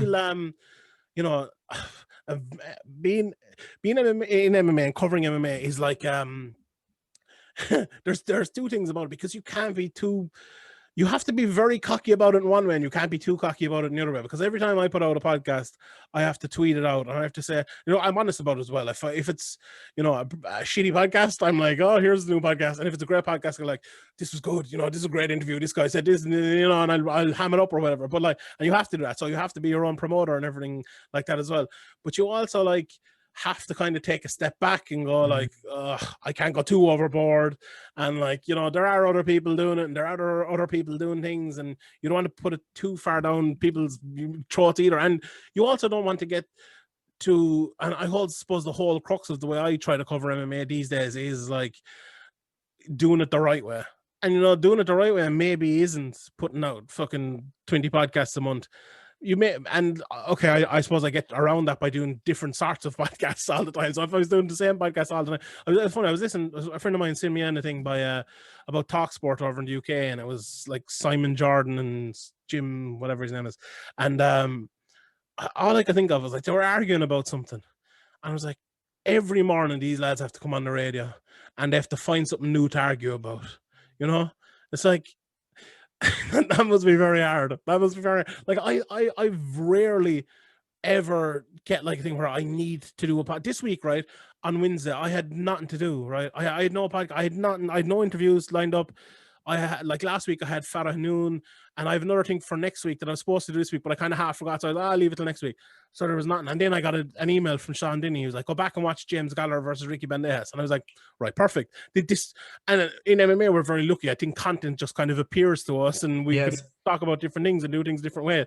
But it's forcing content is the worst. That's how you get shitty things, and when you don't care about it, when you sometimes I have to force things as well. I'm not getting away from it. There might be an event this weekend, and there's fucking 15 decisions on the card, and nothing has happened all week, and we have to do an hour-long podcast, and there is, I'm not gonna lie, it's not fucking top quality Billy Connolly every week, but I try to make it that and try to find interesting parts of it, but yeah, that's I don't know. I'm gonna have to find again, but it's covering MMA is like that. I think you have to kind of make it interesting. You don't have to make it interesting. It just kind of has to be interesting, and things have to pop themselves up to you. And that's a great thing I think as well about the Q&A. Anyone who listens to that, because sometimes we do a podcast the weekend and we do the fights, but then we have maybe 5 or 6 topics for the last maybe 10-15 minutes at the end, or maybe half an hour, depending on what it is.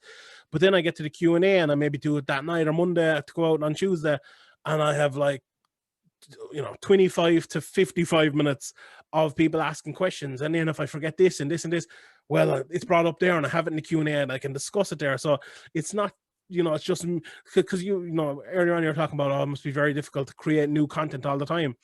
I have thousands of people helping me really by sending in questions every week and challenging me in different ways to kind of think about the sport, and I think that's a great way of getting a different understanding for the sport as well. So the fans of MMA are brilliant, and the fans of the Severe MMA podcast are brilliant as well. So yeah, I mean, I think there's a couple of things to say. The first one is when we're talking about content and putting Billy Connolly behind a paywall, and that's that the thing that you're paying for really is not you as a person, it's the 12 or 13 years of hard work that you've put in to get to where you are. And it's the same when you go and you go into a jiu-jitsu seminar with a fucking Gordon Ryan or whoever it is, right? Yeah. You're not paying for Gordon Ryan, you're paying for 15 years worth of training in to be the best in the world or whatever it is. And it's very difficult to call yourself the best in the world in MMA reporting, but I think I am though. I mean, I can't disagree. I really can't. I really can't. But you've put the hours in, you've put the effort in, you put the time in, you've formed the relationships, you've done this, you've done that, you've done the next thing. And what people are paying for is not just some guy sat behind a microphone chatting breeze about whatever he thinks. Yeah. It's you're paying for history, right? You're paying for the life that you've put into this, you've put a third of your life into MMA. God. Yeah. Do you know what I mean? It's true. It is true. And for someone to pay $5 a month for a third of your life is scandalous, really. Yeah, I suppose it is. It's good value, in fairness. I always try to make it back. But there are certain podcasts but it's you know what, it's a thing as well. I talked about the niche within a niche, and I think people wanting that is kind of a niche within a niche, because not everyone wants that. You know, people are happy enough to listen to maybe whoever is the most famous person, or whoever, you know, shouts the loudest, or like I follow soccer a lot as well, and I always hear, like, if I'm talking to friends or hear different fans or listen, you know, reading people on Twitter, and they all seem to have like a very similar opinion, and it's always like what Jamie Carragher said, or what Gary Neville said, or what, you know, da said, and like that happens in MMA as well, you know. And whether it's, and I'm not criticizing any of the people, but a lot of people get their opinion on a sport from someone, and you know, people do it from me as well, I'm sure as well, and it's not, that's more about them than me. I'm not, you know, saying people should take my opinion or anything, but like, that's the way sports fans are, I think, in general. And not everyone wants someone whose opinion is not always positive, you know, or not always negative in different sort of ways towards UFC or towards Bellator. Like, some people, there's a lot of the people who listen to the Severe MMA podcast and are on our Patreon and stuff, and they hate Bellator. Absolutely detest it. They hate the way their match make. They hate everything about them. Well, for me, Bellator have big pluses and big minuses, to be honest. And TV deal. Well, yeah, they don't have a TV deal in the UK, but that's another thing anyway. But as long as they say they do, but that's tough to deal with, because it's another thing as well about covering MMA. Like, if I could easily work to my audience there and just shit all over Bellator all the time, but I can't do that, because people know I'm disingenuous. Like, if there's a fight like AJ McKee versus Patricia Pitbull, brilliant fight. That's as good as a fight you'll see anywhere in the world, in the UFC included. So I'm not, how can I come out and shit in that? Or like their rankings, the way they've tried to do them, and maybe we won't get into chat about that because we go on all fucking day about that. People disagree with me about that, me not taking part in them and stuff, but like, I like the way they're trying to do their rankings, you know, and I like the guys behind it, and I like they're trying to do it the right way, and I still can't be a part of it, you know, because everyone's not being a part of it. But I'm not going to shit on Bellator and say like, oh, they're doing this thing that UFC tried 5 years ago and failed, you know. So it's and if you don't like Bellator and if you hate everything Bellator do, you probably will say that. And then there's other things, obviously, like this whole BBC thing when it comes out, and you know, people are saying, oh, I'm fighting on BBC now, when you're not really, you know. And then they say, I'm going to have a TV deal for all over Europe, and then we're 3 weeks later and Ireland still doesn't have a TV deal, and the UK has a streaming deal and not a TV deal, and you know, so that's you have to me, as it all goes back to that saying again, I'm not saying the way things are, I'm saying the way I see them. And if you like the way I see them, come on in, come on down, watch the podcast, sign up for Patreon. If you don't, I'm sorry. So, but some people as well, like Luke Thomas is one of those guys. You either kind of love him or hate him, and I got through like parts of loving Luke and hating Luke, and I disagree with a lot of things he says, but I still, in the past, I don't really listen to anyone anymore, but I used to listen to him a lot, even though I disagreed with him a lot, because I'm like, oh, what's he saying? What can I give out to him about now? Or what can I say it the other way around, you know, because he's wrong about it. But there is a market for that as well, and there is a market for just listening to whatever one person says and spouting that back, or a market for listening to one person says and disagreeing with it the whole way. So, you know, that's the way sport is, I think, more than just MMA, but MMA is definitely like that as well, I think. I mean, I think it's the way humans are, to be honest with you. Like, forget sport, it's just the way humans are. Now, I mean, you know, I do listen to Luke, I do listen to yourself, I do listen to a number of other people, and you know, I've given shout outs to you on the podcast a number of times. I've given shout outs to Luke a number of times on the podcast, you know, whatever else. But I think actually what you just said is really important, and this goes just pertains to life. Like, I think when you get to a certain level of expertise in anything, you have to stop listening to other people. Now, I don't think you're not listening to other people because you've got, you know, you in your head have got to a level of expertise. It's probably because you ain't got the fucking time, and there's just MMA brainwash.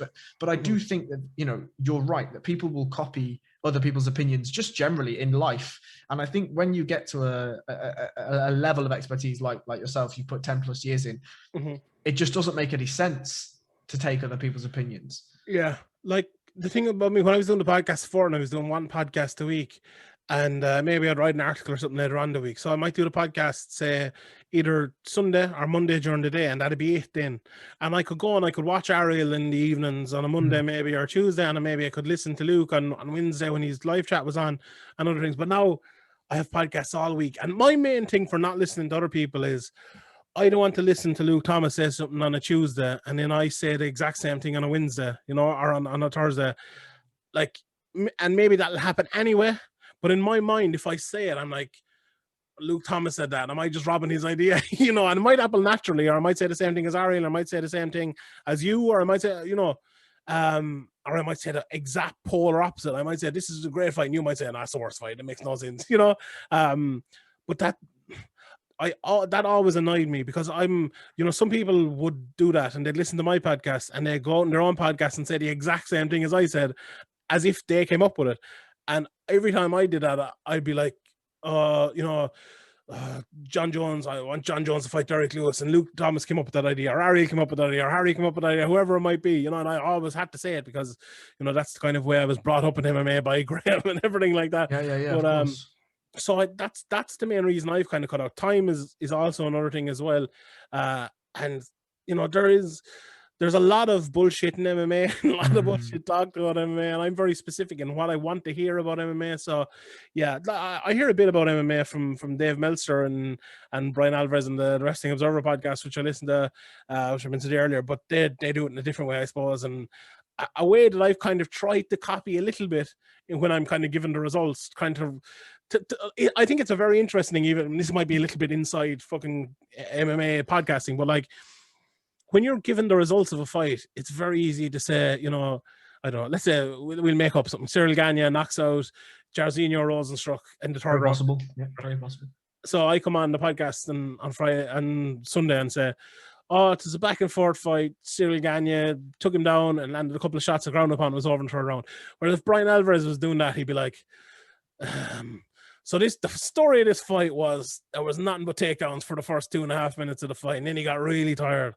And he kept getting more tired and more tired and more tired. And then there was a turning of the tide. And this guy started landing the uppercut. And as he was coming on to him, he landed a big right hand and put him out. And I think there's like, okay, that might be a slight difference or something like that. But there's what I said was probably, a minute long. And what he said was probably a minute long. But what I said was just like giving that slight bit of facts. But what he said was giving the facts and giving a bit of a story as well. And like changing little things like that, which I've totally robbed from him and robbed intros and all from him. I think Brian Alvarez is absolutely fantastic. I think you can improve doing things like that. And, I don't think it's necessarily, stealing the way people do it, but kind of, borrowing from their style in such a way. Right? And getting style influence. Yeah, you hear people, musicians talk about it all the time. I listened to, Depeche Mode when I was 15, and now I'm, writing Read My Mind or something like that. It's people have always done that. And I obviously always listened to Crooklyn coming up when I was starting, and Ariel and, other people as well. So, yeah, I've definitely been influenced by people like that. But, just listening to MMA now our MMA podcast is very difficult. I used to love listening to Patrick Wyman because I thought he was like the smartest person ever in MMA from all sides of it. And I'm delighted he got out of MMA because it's such a fucking terrible space to be in. But if he was still covering MMA, I'd probably still be listening to him. But yeah, other than that, I kind of try to avoid it more than I listen to it. So. Well, look, I've just looked at the time and I've seen that I've taken nearly an hour and 40 minutes of your time. And I understand that there's a United game that you've got to go and watch it. So I want to just cover that off before I let you go. Where do I even start with Man United? Where the fuck do I even start with Man United? It's just a sham. It's just a fucking sham. Is it? I think so. What part of it? So, so I think the main problems I have with Man United are still, it seems that the fan base haven't accepted that Ole Gunnar Solskjaer has taken an apprenticeship at Man United rather than is the finished article. And he's still learning on the job just as everyone else is. And he's going to make mistakes and he's going to pick, bad team selections, and there's going to be, player disruptions, and he's going to have bad media days and all this stuff. And people just determined that he wears a Man United jacket, therefore he must be the real deal. And that's just not the case. And I also feel like, I mean, one of my main gripes is just the corruption at the board level, right? And how that is literally just rotting the core of the club away. Yeah. And that is something that I despise and really causes me severe pain. Other than that, I think the dinner lady that we've got at the back just makes me want to throw myself under a bus every time I watch him. Which one? Maguire, yeah. But it just feels like, we talk about obviously the famed areas of Ferguson and whatever, where there was a core, there was an identity, there was a style of play, there was an understanding of what Manchester United was. It doesn't feel like there is that anymore. Do you know what? I agree with all of the points on the board, and Ed Woodward and everything that's happened in that side of it. On Ole, I think Ole has done a way better job than anyone could have expected. I agree. I think he has brought back parts of like the old Man United. Obviously, we're not as good. We don't have the players to be as good, but someone like Rashford, right, who has been absolutely awful for the last 6 months. I think he has got some good goals and he's some good stats and stuff. I watched every second of every match, and he has just been terrible, right? I know he's had some good games, don't get me wrong, but especially the last 2 months or so, just been awful, terrible. But he has the perseverance and the confidence in every game to come out there and run at people again. He might be making the wrong runs, he might be running down fucking cul-de-sacs, but I feel like that comes from the manager, and the manager makes him do that, makes him go hard, makes him try to play like that. And like, there's a big problem with Ole is that he's getting good results out of a pretty ordinary squad, I would say, and a team that wasn't actually playing that well, even when we were top of the league there like 2 months ago or whatever. Man United were like, okay, loads of people were talking about them like, oh, this is changing and all. Jamie Carragher was like, they should be going to win the league. But any Man United fan with a head in their shoulders who had been watching them knew they weren't going to win the League One, and knew that they just weren't playing that great.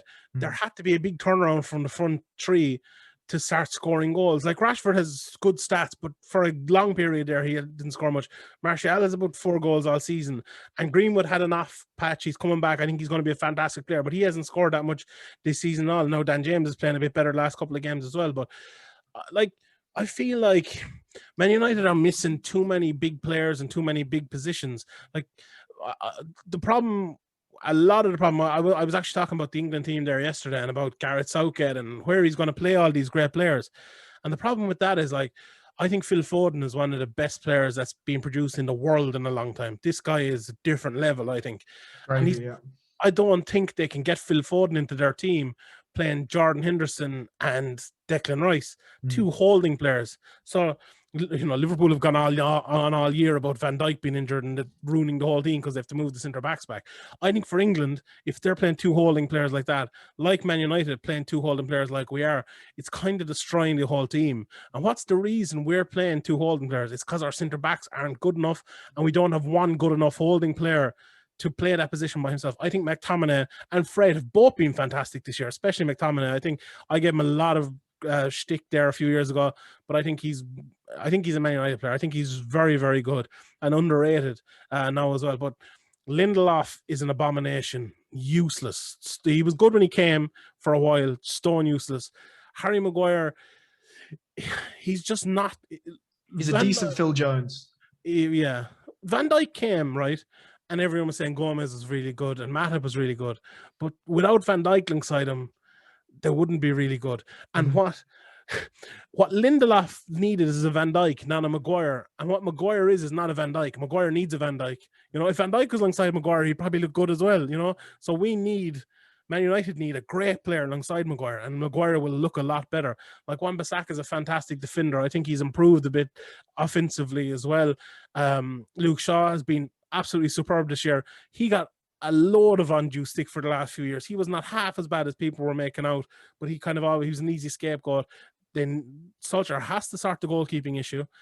He has to drop De Gea. De Gea just can't play anymore. You have to put Henderson in because you're going to lose Henderson then. I think you sell De Gea now. You just let him go. you won't be able to sell him. That's the problem, because he's on 300 grand a week, and who's going to pay that to him? You know, I'd let him go for free, even just to get that wage off, because he's useless now. Like, Sergio Romero is a better goalie than him, you know. So I think you just start Henderson, frankly. 100%. Just do it. Yeah, you have to start Henderson. But my whole problem is, like, the goalie is an issue. The two centre backs are an issue. The two holding players have played well, but that's an issue because there should only really be one holding player there. We don't really have a number 9. Like, Cavani has played 3 or 4 good games this year because he's been injured and he's, you know, in short term. It's like United. It's funny, United have done really well this year, and we're like maybe 3 or 4 players away from doing really well. But like, that's probably about 400 million worth of investment. Like, we need a Haaland up front probably for maybe a Rashford and a Greenwood to do well around them. And maybe we even need a Sancho in as well. And we need someone holding. I don't know who it might be, a Casemiro or something like that. Or we need a Upamecano, or we need a Koulibaly, or we need someone really good like that. And maybe if Henderson doesn't work out, we might need an Oblak as well. That's the problem. Liverpool went out. Liverpool had a huge issue at centre-back, and they had a huge issue in goals. They broke the world record for centre-back. They broke the world record for a goalkeeper, and they went out and they won the Champions League the next year, and 2 years later, they won the league. That's how you do it. That's how Man United have to do. We can see the problems. We identify the problems. Absolutely no problem seeing that. But there's too many issues that for Man United to fix when we have a board that, one, probably doesn't even know the issues exist, and two, are not going to spend the money to fix those issues. So there's, like, Man United spent a lot of money in the last few years on the wrong places, on the wrong people, paid stupid money, stupid wages to the wrong, the wrong players, and kept the wrong players at all the wrong times. And this is the problem. This is what you deal with. This is what you deal with when you come to there. Like, the problem is, we bought some good players. Like, Fernandez has been absolutely fantastic. Harry Maguire looked a good player when he was on his way to Man United. Obviously hasn't gone great for him. And, they'll say the investment is there, and people who don't like Man United will say the investment is there. But the problem is, Man United have, no matter what they've invested, they have to invest more, and they have to invest again properly. And I think that's the issue. But with all that said, I like probably maybe 3 of the most important players in a team, Man United are missing quality in that area, yet Solskjaer still has him second in the league. Like, to me, that's phenomenal. I think he's done a great job. So I think he's earned his place as the Man United manager, and I'd keep him on for another while, because I would have liked to have seen Pochettino given the job. Same.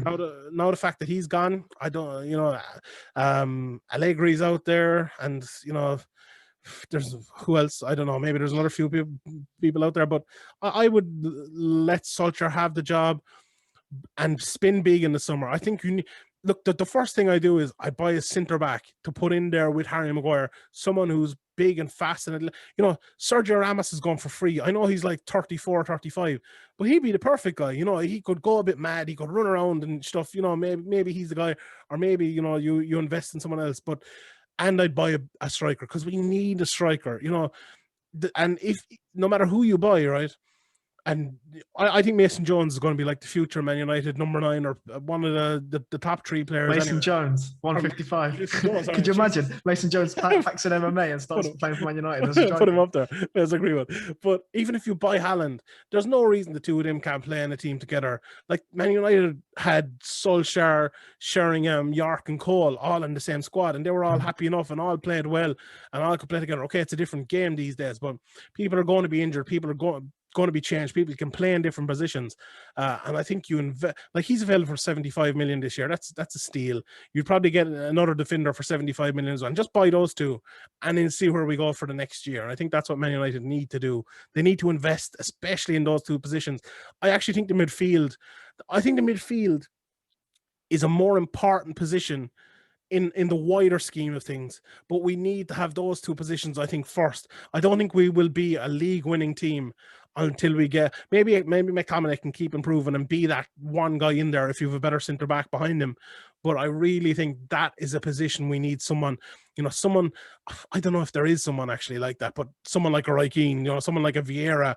I think Verratti is a good player, plays like that. Maybe not in the Premier League, or, Casemiro maybe, or, I don't know. Maybe I haven't watched enough Spanish football recently to know if he's the guy either. But that's my thoughts on Man United. I think there's a lot of people. there's a lot of people playing badly, yet the team have done very well. And that's an odd thing to say. As Man United, the last while, it's, we've kind of been bits of both. It's like even under Van Gaal, the team actually played relatively well, and we kind of did badly at times. But yeah, I don't know. I think the player that I'd bring in to centre mid is Ruben Neves. Yeah, he's 20 years old, and he's a DM, and he's a good one. If you can't go and get Verratti or whatever. Now, my thoughts on McTominay are this, and I mean absolutely no disrespect when I say this. McTominay is the next coming of Darren Fletcher. And Darren Fletcher, Darren Fletcher was an absolutely brilliant footballer. One of the most important footballers in that Man United era, in my opinion. Yeah. And McTominay smacks me of exactly the same sort of caliber of player, not just because he's Scottish, but the same thing. You could throw Ji-sung Park in there as well. Like phenomenal players. There is a reason why Alex Ferguson played Ji-sung Park and Darren Fletcher against Arsenal every single time, and we won every single time. It's because of how important they were. And McTominay, I think, is the next coming of that sort of player, and will be just as influential for Man United going forward. But what you have to do in a team that has a Darren Fletcher is you have to have a Roy Keane and a Paul Scholes, right? And we kind of have. Paul Scholes is my favorite player of all time ever, so it really pains me to say this, but we have sort of a Paul Scholes in Pogba, but you need a Roy Keane next to him, right? Yeah. Pogba has the physical abilities to do whatever he wants, frankly, but you need somebody next to him that allows him to play. Yeah, it's an interesting one, because like, if we could just have 12 players in our team, I feel like Man United would be great, because we've this weird thing where Man United have been playing 4-4-2 this season. Because if you look, I don't know when this podcast is coming up, but the next time Man United play, watch where Bruno Fernandes plays.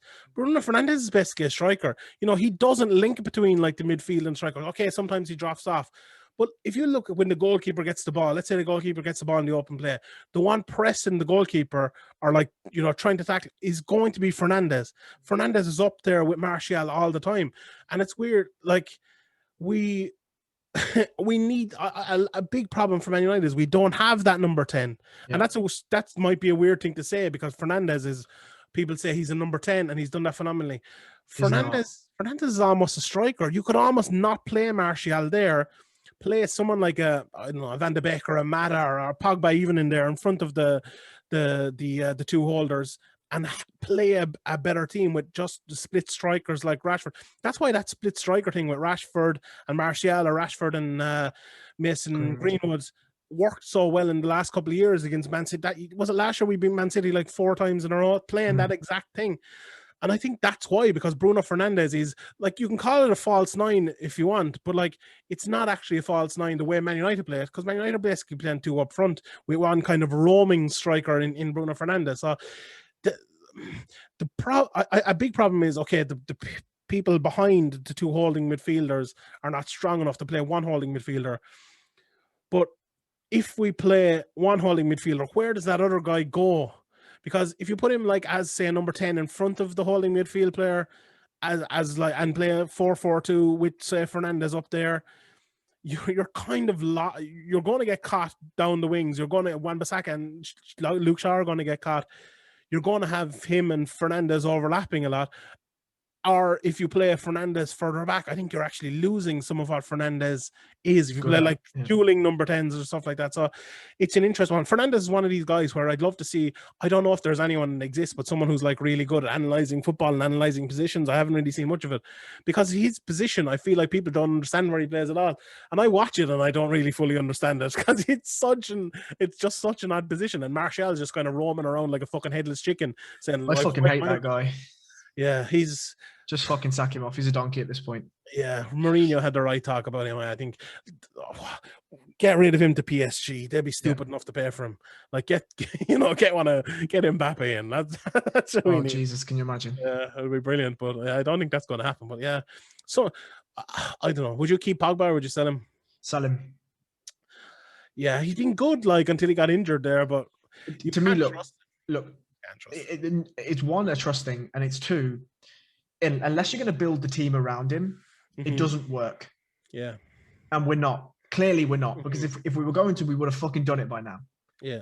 Get rid. His agent is such a prick as Mino well. Raiola is probably Yeah. I'll say this. You can't say this, but I can say this. Mino Raiola is the Ali Abdelaziz of. I can say that. Okay, all right, good, excellent. He's Fine. not that bad. You not think?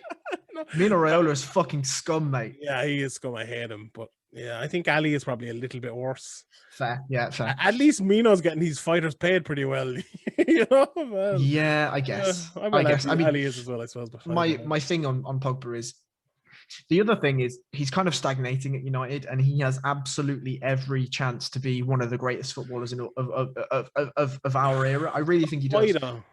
Sorry, what is he great at though? Pogba, I think Pogba is the most overrated player of our. He not a great goal scorer, not a great assist, not a workhorse, not a great tackler, a good passer. Once every 4 games. What is he great at? Like, people have this, talk about Pogba and his great reputation, but what is he actually great at? We could pick out. You could pick out a great goal from Pogba. You could pick out a great pass. You could probably pick out a great tackle. But like, if you're Roy Keane, you could probably pick out a great tackle every game, a great pass every game. David Beckham, you could pick out a great pass every game. The great players down through the years, whether it's Ronaldo, you can pick out a great goal in every game, or Messi. Pogba's not that. He's just not that.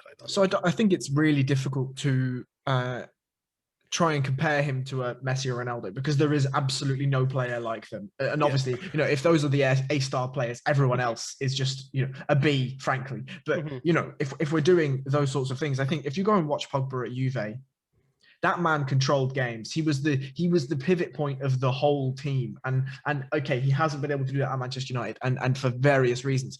But it's in there. It is in his locker. Now, the difficulty with that is what you need to do to unlock that ability is build a team around him. And that's a massive ask when you look at just his Manchester United performances, right? Because as you say, he can turn a game on a sixpence with 1 pass, but then maybe he misplaces 40 other passes that game. Yeah. Right. And that consistency is a problem. And I think if you look at him for the France team, for instance, he's phenomenal, right? He's absolutely phenomenal. Why? He's phenomenal because he has fucking Kante. That's what Man United need. And well, you need Kante 3 years ago, but you need Kante and Matuidi.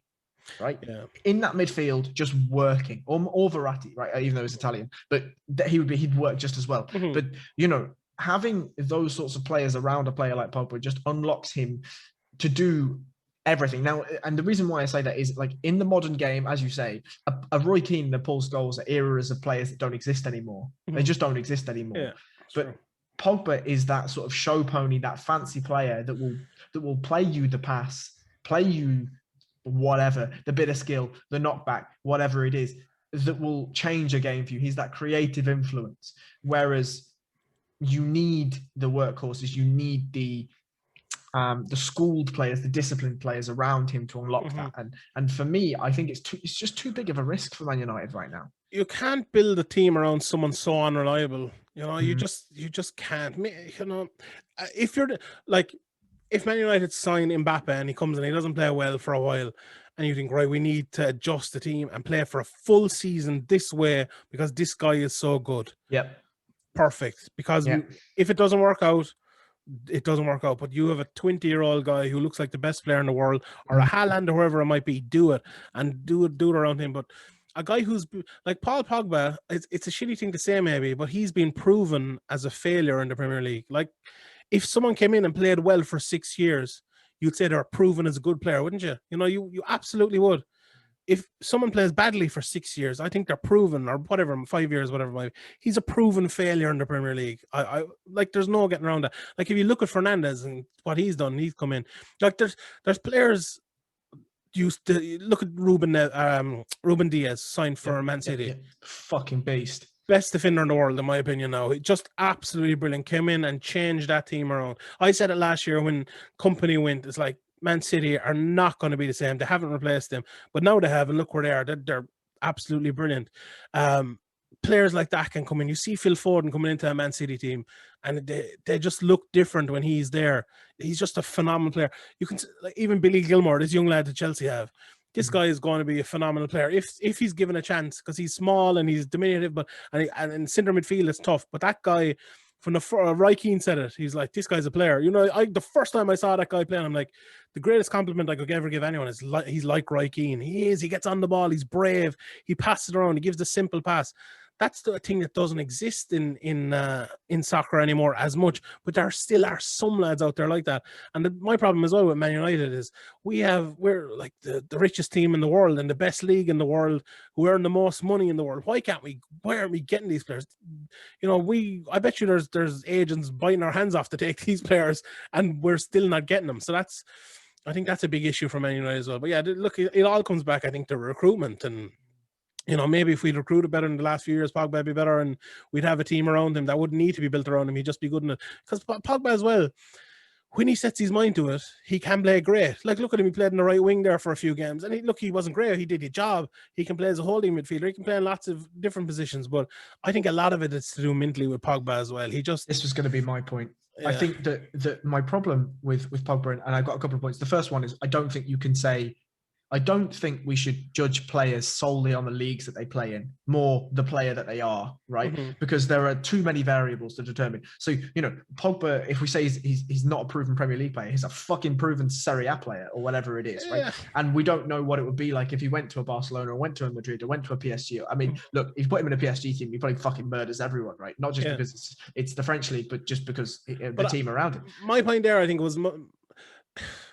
maybe he's more a proven failure, a Man United player than, and like if you look at, say, Fernando Torres, right? He was a proven brilliant player at Liverpool, but he went to Chelsea for 3 or 4 years and he was a proven failure there. It's not.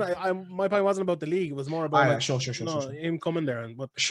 I think the other point that you made is the perfect point about Pogba, and to me, it's a mental failure because look at him. What is he? 6'4", built like a brick shithouse, really hard to knock off the ball, fast, really long legs. He's accurate. All of these things, all of the physical attributes, he has them in abundance. It's up here, right? And we can relate this all the way back to fighting. And this is probably a nice way to close: is you can be as physically gifted as you want. If you don't have fight IQ, one of the things that you talk about all the time is fight IQ. Right. And I remember watching a fight a couple of weeks ago, and the names fail me, right? But he had this guy seriously rocked. And what did he do? Takedown. Shot for a takedown against the fence. And I remember sitting, it must have been 4 a.m., something ridiculous like that. And in my head, I was like, oh man, Sean is going to be fucking raging when he sees this, right? And it's exactly that. Pogba fails because of his mental attributes more than he fails because of his physical attributes. What part of that is Pogba's mentality and what part of that is like Mino Raiola getting into Pogba's head? Because I blame Mino Raiola more than Pogba, because it takes a certain like mental fortitude to get to where Pogba has got to in his career, you know, and that's a problem. We even see it with Conor McGregor, you know, and not just, you know, bad influences in terms of an agent or anything like that, but bad influences in terms of maybe himself when he gets to this place and when he has so much money, and maybe the money is the bad influence getting into his head, where, you know, Mino Raiola, you can change him out for £1 million maybe, and I think, you know, say that. So with Pogba, it's I have to blame a lot on Pogba because he's the man going out there. Yeah, okay, Mino Raiola may go out there and be like, oh, you know, you could make a lot of money over here and you're worth this and you're worth that and you're worth the next thing. But it's Pogba's choice whether he lets that influence him or not. It's Pogba's choice whether because look, as you rightly say, I mean, if you listen to his story, he worked fucking hard to get where he got, right? As every single Premier League footballer, and frankly, every professional footballer has got to. They've worked unbelievably hard. But you know, what's the Mike Tyson quote? It's really hard to work really hard when you wake up on silk sheets. And, you know, for fighters, okay, there's the 1% that get to that. But most Premier League players are waking up on silk sheets, right? Do you know what I mean? Like, most of them are. And I think there are some people who get to the top of the top, like a Pogba, when it comes to wage demands and these sorts of things, that it's just a different life, right? And it's up to you whether you allow that to influence you or not. One thing in Pogba was interesting. I had never really thought of this before. When you were talking about him being like a great athlete, I remember it's a point I always make, but I actually robbed the point from, I'm pretty sure it was Zen Simon said it a few years ago. It's like, if you're a great athlete in MMA, you can have years of like not being great, but you can turn it around. All it needs, but like, even you look at Rafael dos Anjos or you know, Gilbert Burns or some, you know, people like that. you can, even Conor McGregor, when he started off 4-2, great athlete, was able to turn it around because of physical attributes and putting the technique with it. And same goes for RDA, same goes for Gilbert Burns. When you have, like, there's certain people who don't have the physical attributes, and they have to rely on their skill, and they have to already be really good at the things that make you really good from a skill point of view, whether it's, you know, soccer, kicking a ball or crossing the ball or shooting, or in MMA, throwing their jab or takedowns or jiu-jitsu, whatever it might be. Whereas someone like an OSP, right? He's the best. Your favorite. Your favorite. No, but actually, Derek Lewis is a better example. But like, look at Derek Lewis when he came into the UFC. Self-admit, this is not just me saying, like, this guy said he didn't train cardio, he didn't have a wrestling background, didn't have a boxing background, didn't have a jiu-jitsu background, and he got through to the UFC and got through to almost a UFC title fight without any of them. And then he started adding them, and it didn't work for a while. But now he's becoming a well-rounded fighter, and it's all coming together, you know. And the same goes for the other guys I mentioned there, who were able to get to a top level because they were a great athlete, and then they added the skills. Some people only can have the skills and don't have the great athleticism. When you put the two of them together, and the mentality as well, obviously, you become the best in the world. That's what we see. It's funny, there's an article, it's probably already out actually, on Severe MMA. Schwan Humes wrote it for us. And I was thinking about, he was talking about James Gallagher, and he says James isn't a great athlete. I'm not sure I 100% agree with that, but I think he's a fucking good athlete from what I've seen. But the point he kind of makes is, in MMA, you have to be unbelievably skillful if you're not a great athlete, and you have to be unbelievably smart. The apex of MMA is when you get someone like a John Jones, unbelievable athlete, he's everything, unbelievably smart, unbelievably skilled. Yeah, Mighty Mouse, Conor McGregor, Khabib Nurmagomedov, the top GSP. Of the top. GSP, all of these guys. And some people don't need to get it. Like Francis Ngannou is a guy. He's you know, he might be the most skilled guy in the world, but he might get to the very top against Stipe, who is one of those guys as well, an A+ athlete and all of that. And rolling back a lot here, it's like Pogba's like that. I think that's why we have so much hope for Pogba, because like, he is an unbelievably good athlete, and he can show some good skills at good times. But like I always talk about analysis, actually. I always talk about in MMA as well, putting it all together. Yep. You know, Rose Namajunas, you mentioned her earlier, was a great example. I did the rewatch. Is it out today or out tomorrow? Maybe, or whenever it was. Tomorrow, yeah. She flying triangles, you know, great jiu-jitsu, arm bars. You know, she don't need a few fights, and then she comes out. Jacek. Yeah, knocks you on in Jessica. That's the fight I've the rewatch tomorrow. Locks her out with a left hook. There's beautiful footwork, beautiful angles. Putting those two things together, the threat of the takedown, the threat of the jiu-jitsu leading to the striking. And maybe if you go to the striking, you're too good at a striker, they take you down, forget about your jiu-jitsu, and you end up in a triangle.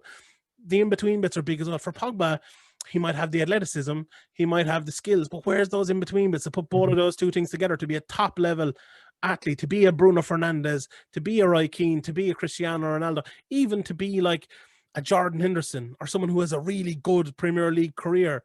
Paul Pogba hasn't had that because he hasn't been able to put it all together. And the mentality, obviously, as well, is a huge thing, I suppose, to do that.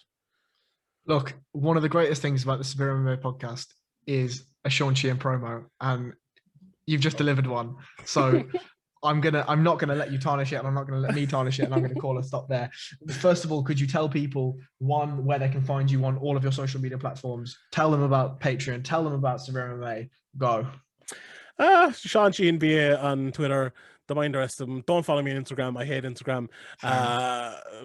SevereMMA.com. Patreon.com/Severe MMA podcast as well. Fiverr, we've talked about it enough earlier in the podcast. If you don't know about it by now, you know, so yeah, sign up there and follow along. Harry yourself, follow along Ian over on Twitter at Ian O'Neill, MMA, I think it is, and at Severe MMA as well. So you'll find everything there. And Andy Stevenson and Patrick Sheehan and all the rest of them as well over there. Exactly. And look, if you need the greatest URL to sign up for, it's severemma.com/pints. Phenomenal. Absolutely phenomenal. Right. Look, I mean, first of all, thank you so much for your time. I know how busy you are and how difficult it is to pin you down for time, because you know how difficult it is to pin other fuckers down for time and whatever. Yeah. Right? So you know, I really, really appreciate you being on the other side. For me personally, just something that I wanted to say is sort of, I know that you don't do this, but I think you should take a step back now and again and realize the impact you've had, not just on MMA in Europe, globally, but also to people that follow that sport. You know, people will come in and they'll have been schooled in the right way, what I just tend to be the right way.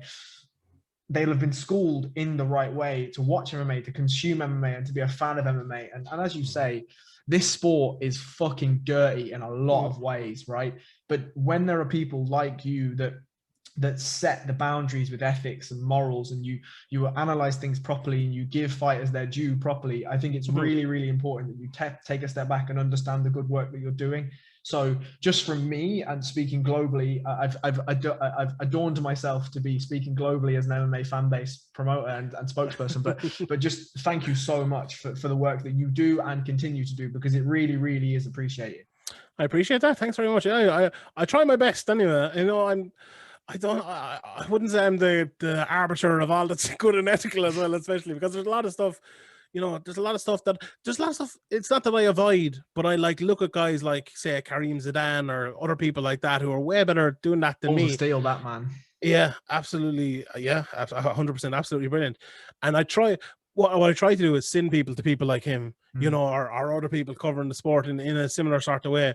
But yeah, I appreciate that. I appreciate what you said. I think from the fandom, and that's what I've always aimed to do. You know, what you said there is like, if someone comes into the sport and starts watching it, and they go back and listen to the podcast or listen to to listen to the analysis I do of maybe a certain fighter or a certain promotion or a certain way that I once said I'm wrong, and maybe they can go for there and do their own bit of analysis, and maybe from like a starting point or from a base where maybe I put them to. So yeah, I appreciate that, and thank you very much. And I apologize for the last time. I've only 45 minutes, I have to get out of here, and then I realized, shit, this is different sort of podcast to that. This is a great podcast. So I will happily come on every couple of months to do this with you if you want, because I really enjoy it, and I feel like there should be more podcasts like this. This is not the one I would kind of do. I don't think I'd be good at presenting this myself, but I think you're fantastic at it, and I love doing it with you. And long may it continue. I feel like we should make this a regular thing. We'll do it every time. I'd fucking love to be honest. I mean, I think that you're a vastly interesting person outside of MMA regardless. And I find it hard to sort of dig into that, because obviously MMA is such at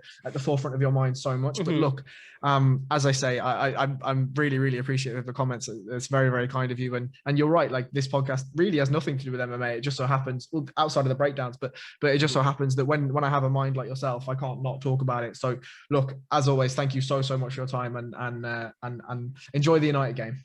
Oh God, I will if we win. Thanks very much. All right, catch you later.